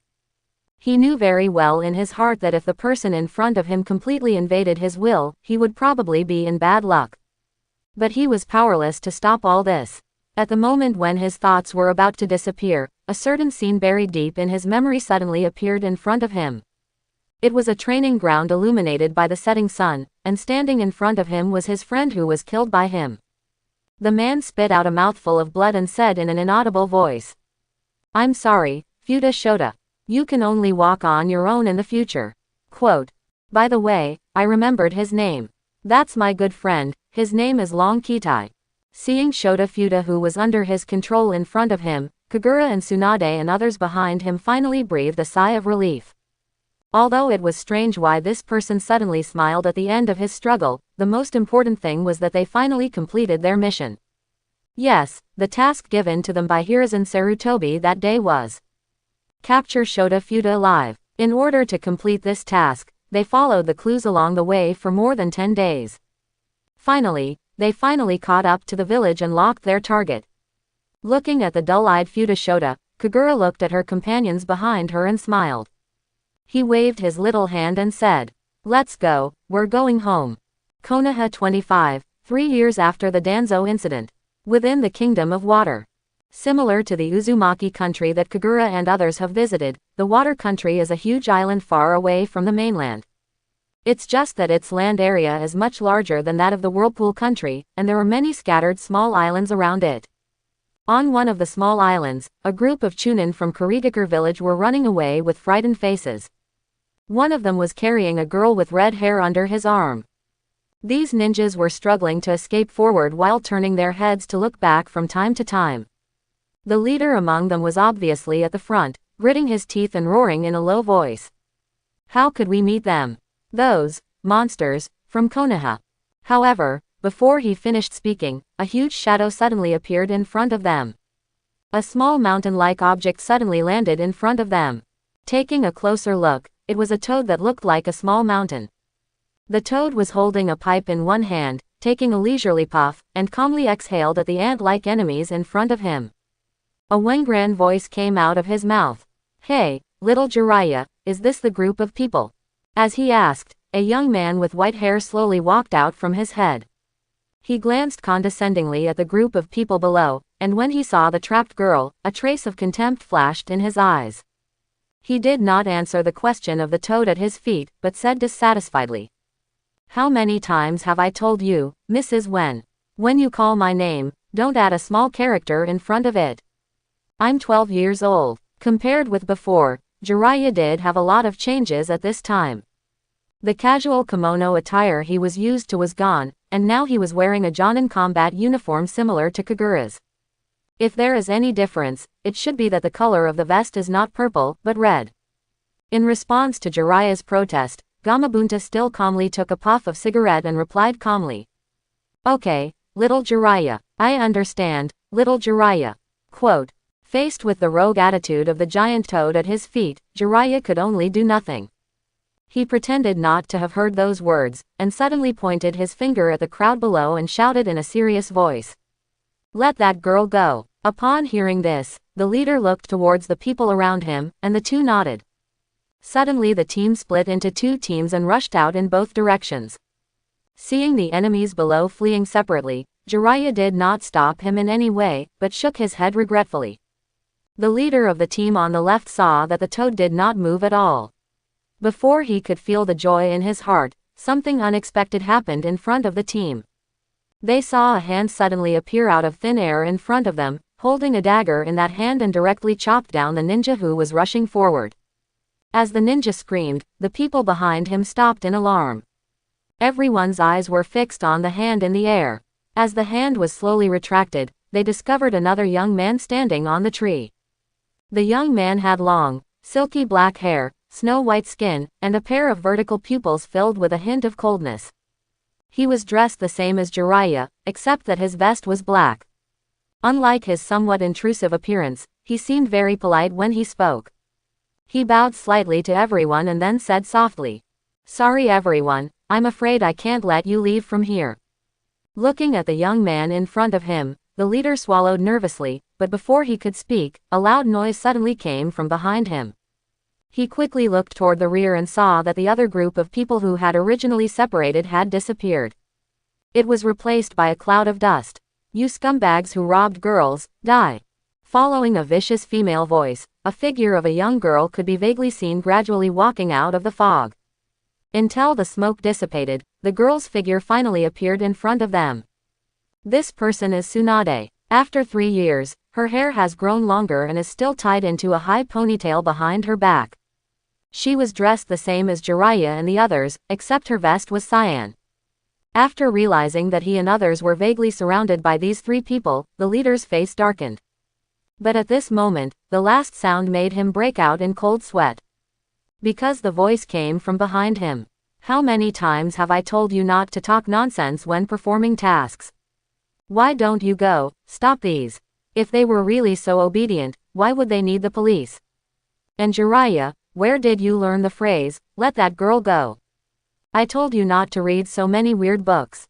Quote. Although the tone of these words was very relaxed, the leader felt as if his whole body had frozen. He looked back with difficulty, and what caught his eye was a pair of Sharingan. After kicking the enemy who had fallen to the ground, Kagura curled her lips in boredom as she looked at Tsunade, who was examining the girl. Yes, this is the 7th team on the mission.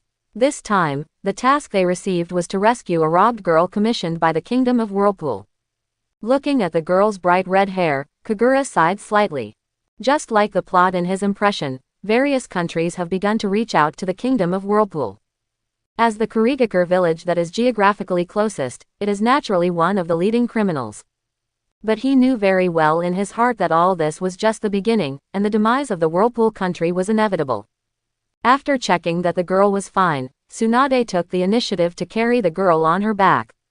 Orochimaru walked up to Kagura and asked strangely. By the way, the police you just mentioned. What is that? Kagura was stunned and pretended to be stupid randomly. Kaido. Did I say that? You must have heard wrong. I said ninja, ninja. Ninja. I should have heard it right. Orochimaru scratched his face in confusion. One day later, inside the whirlpool. Looking at the scene of the girl who returned safely, hugging her family and crying bitterly.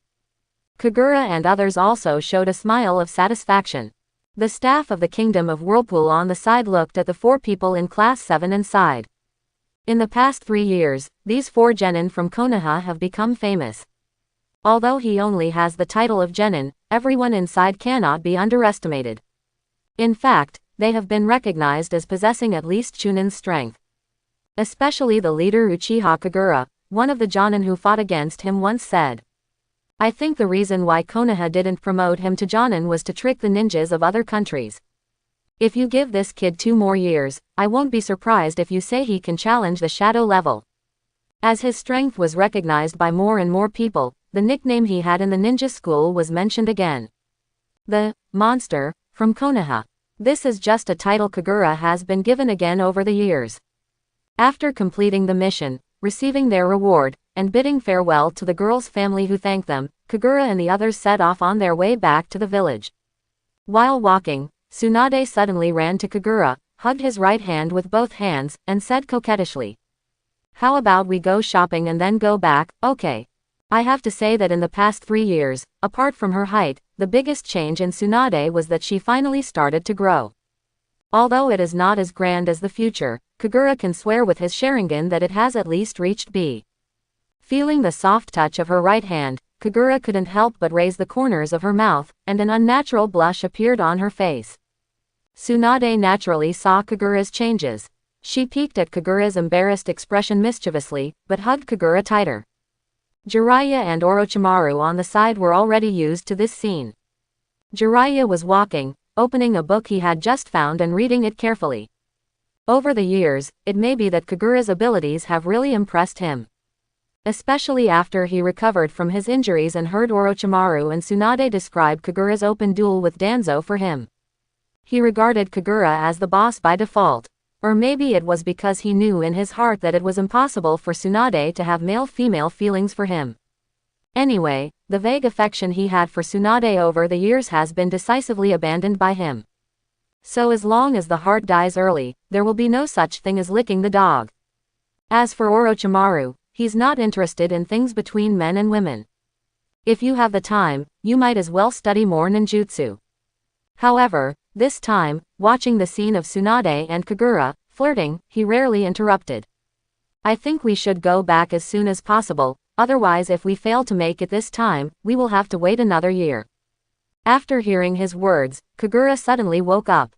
With a little regret, he took his hand away from Tsunade and continued seriously. Well, Orochimaru is right. Let's go back, we must make time to participate this time. Take the Chunin exam. Yes, the 4 of them are still genin. But this is not a conspiracy by the top management of Konoha village, as some conspiracy theories speculated by the outside world. It's simply because they missed the Chunin exams twice in a row. Like all our current exams, the Chunin exam requires early registration and has a clear deadline. However, during the registration period for the last 2 Chunin exams, all 4 of them went to do tasks. And because there is no teacher in charge, no one can help them register. Kagura is also very helpless about this. This task is not like any clerical job, and you can't control the time at all. It's okay to have clear and fixed enemies, but what I'm most afraid of is a missing person mission like this one. It only took half an hour to defeat those Chunin, but who knew they had been following that group of people for more than 10 days? It is precisely because of such coincidences that they are still genin until now. In fact, Sarutobi Hiruzen also considered whether to directly promote them to Chunin. After all, in his opinion, Kagura was more than capable of becoming a Jonin. But unlike during the war, the assessment system for ninjas at all levels in the village had just been implemented by him. If you ignore the system and forcibly promote them to Chunin, you will undoubtedly lift a stone and drop it on your own foot. Didn't you see? A young man who came back from his travels and was able to resist an enemy like Nagato was just a genin just because he didn't take the exam. When Kagura mentioned the Chunin exam, everyone's faces became serious. Tsunade said angrily, "Yes, I must catch up this time. If I don't pass the Chunin exam this time, I will be nagged by Grandma Mito again." Quote. Jiraiya also turned his attention away from the book in his hand and said, "Hitaki Sakumo, who was in the same class as us, passed Chunin 2 years ago. If we don't hurry up, maybe next time we see him, we'll have to call him Jonin-sama." Quote. Hearing Jiraiya's words, Tsunade curled her lips in displeasure and picked up a white puppy following Kagura in her hands. Looking at the puppy in front of her with an obviously unhappy expression, she laughed happily and began to ravage its little face with her hands. This is a puppy that appeared next to Kagura a year ago. According to Kagura, this is the ninja dog he trained. In addition to helping them convey information when doing tasks, it is also very helpful in tracking enemies. Of course, what they don't know is that this seemingly naive puppy is actually One-Tail Shukaku. Just a year ago, through his unremitting efforts, One-Tail's integration finally reached 100%. Kagura couldn't help but complain about the system settings here. Obviously it only took him 2 months for the first 50%, but it took him nearly 2 years for the next 50%.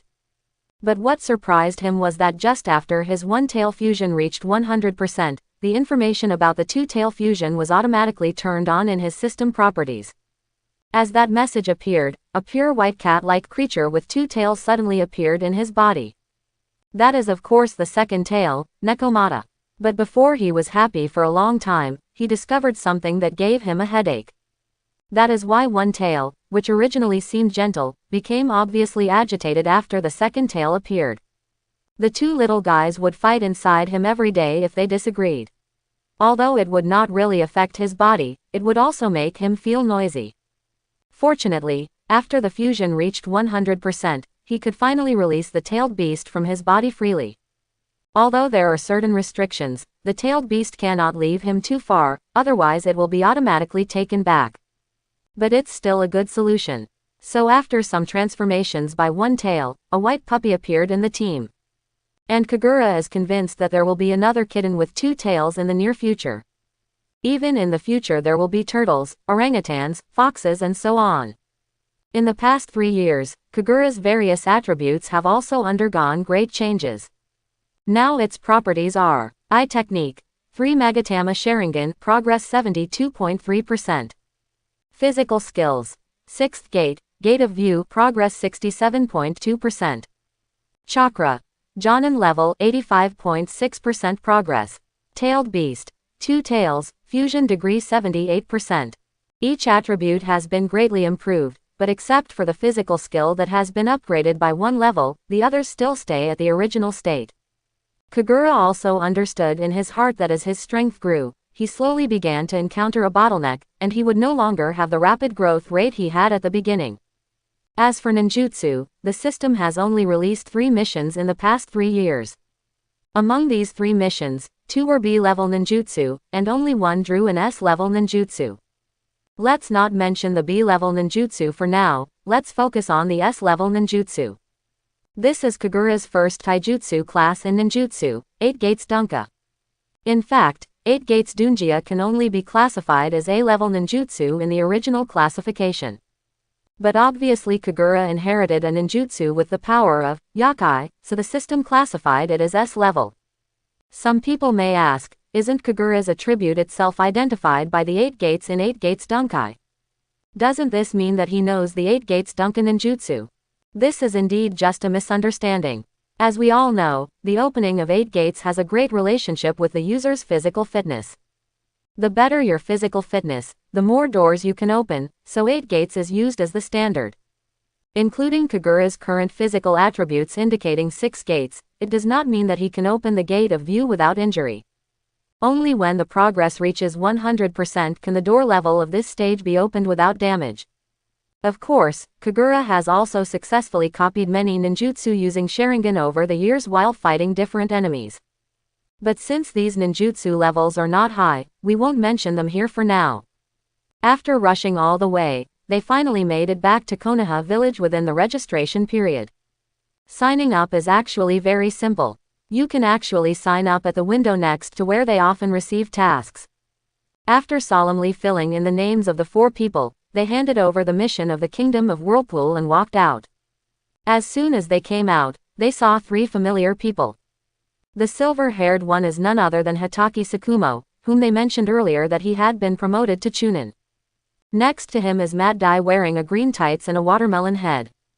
The last one is a handsome guy with long light blue hair. This person is Tsunade's lover in the original work, Kato Dan. Seeing Kagura and others, Matt Dai took the lead in greeting them full of energy. "Hey, my fierce rivals, are you back today?" Kagura nodded and explained. "Yes, we rushed back to register for the Chunin exam. By the way, Matt Dai, you are still a genin, right? Have you signed up?" Having said this, Matt Dai showed his trademark gums, confident Kaido.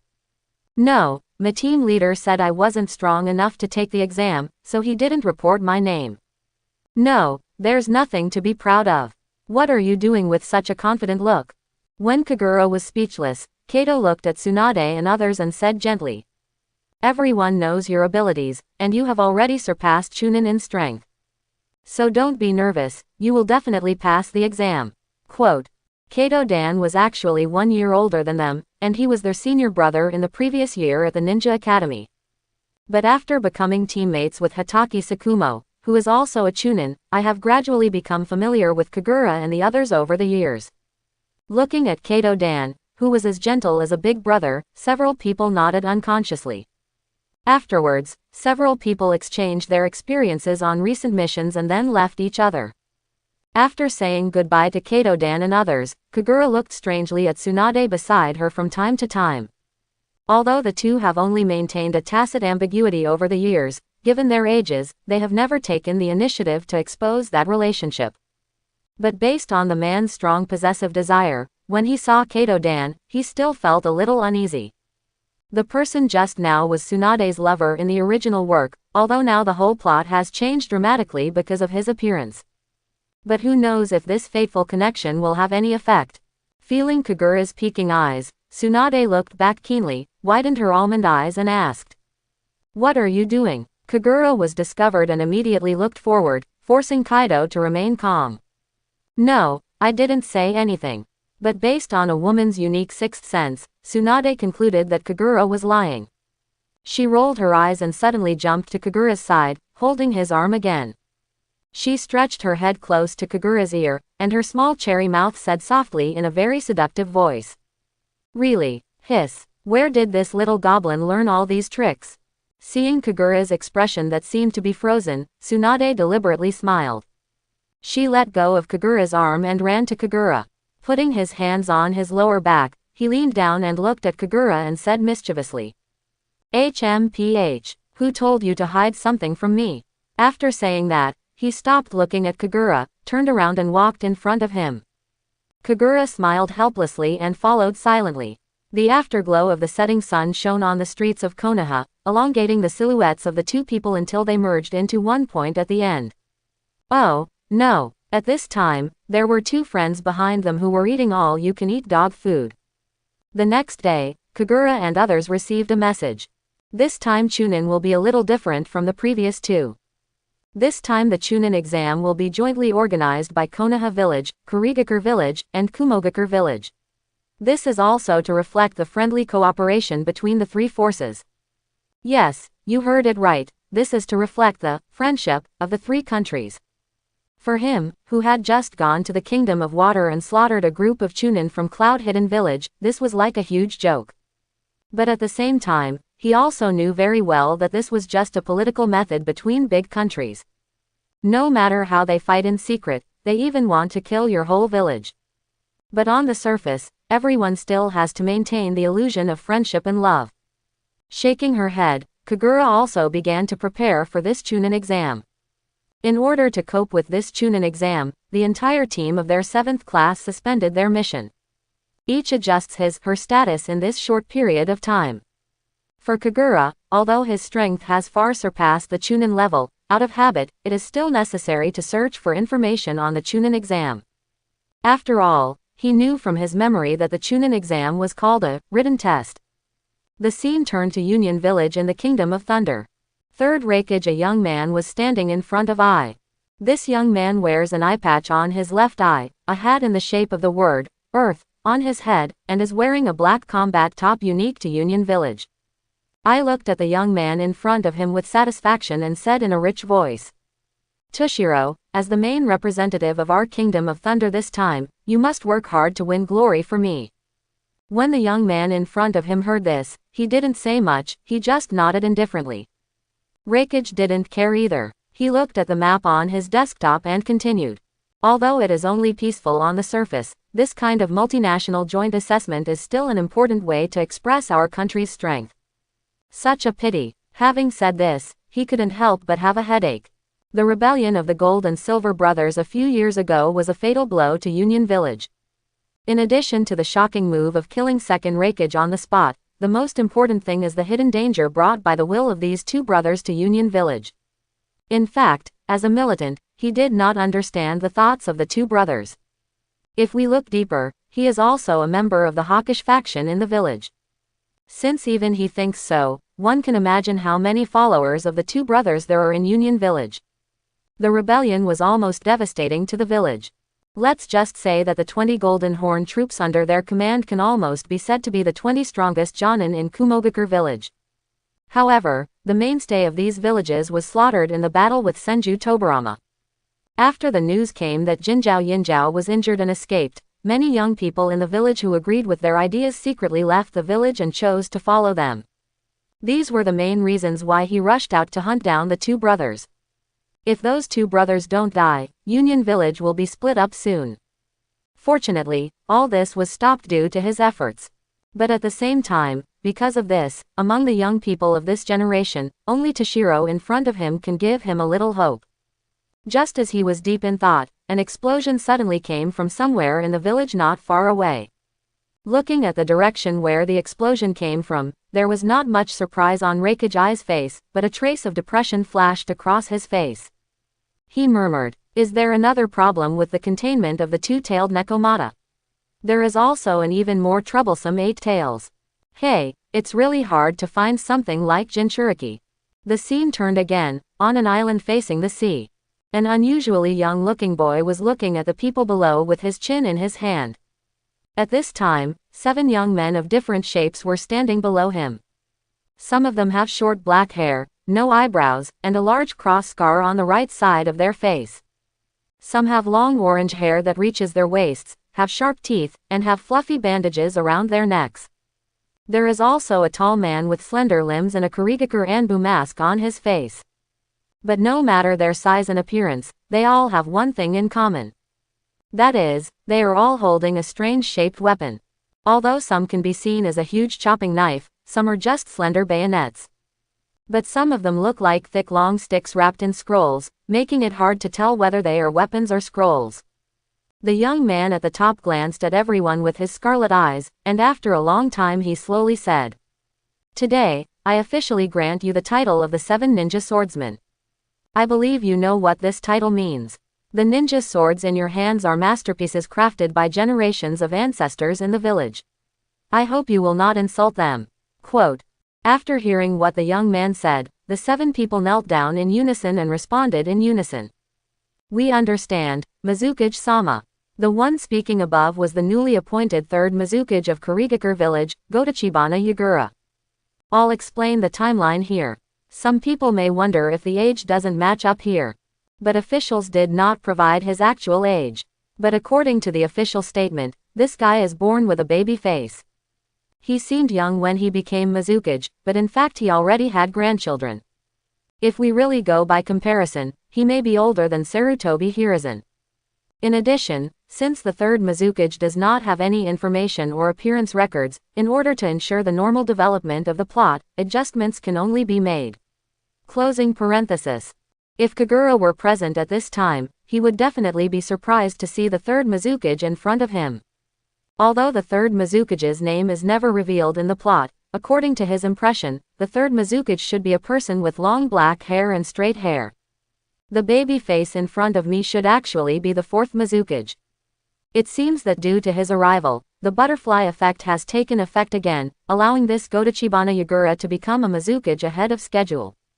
Looking at the people who were bowing respectfully in front of him, Goju Yagura nodded with satisfaction and said, "I deliberately suppressed your application for the Chunin exam last year just to allow you to perform well in this joint exam.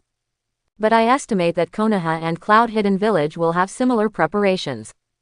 It seems that a genius named Uchiha has appeared in Konoha in recent years. Even a team of Chunin in the village were defeated by him earlier. Snort. Is he really worthy of the name of a monster? Go ahead and get ready. I'm afraid this exam is not as easy as you think." Quote. After hearing the order, the figures of the people lowering their heads below flashed and left. As everyone left, Goju Yagura raised his head and looked somewhere.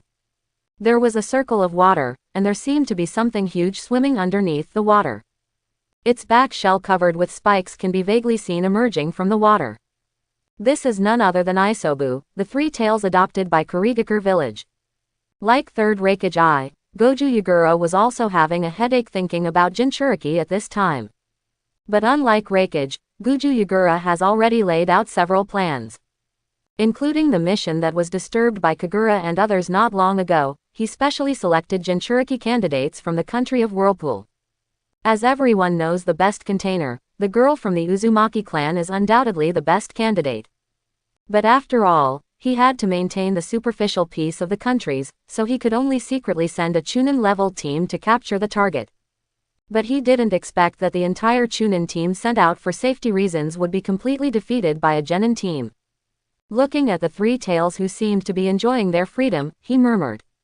It seems that I have to choose another target. If it doesn't work out in the end, then it can only be up to me. At this time, somewhere far away from the three major countries, in a dark underground space. This underground space is filled with tree roots and branches. On one of the largest tree roots, there is a huge humanoid statue. It looks like a huge humanoid with 9 eyes, its color and body are like dead wood, and there are 10 pillars protruding from its back. At this time, a pair of reincarnation eyes opened in the darkness. He connected his body to the tree trunk behind him. This person was Uchiha Madara, the ancestor of Kagura. His sight seemed to pass through the layers of land and looked towards the kingdom of water on the sea. A hoarse and low voice echoed throughout the space. It seems that we are about to start executing the plan. I hope everyone will support it and subscribe more.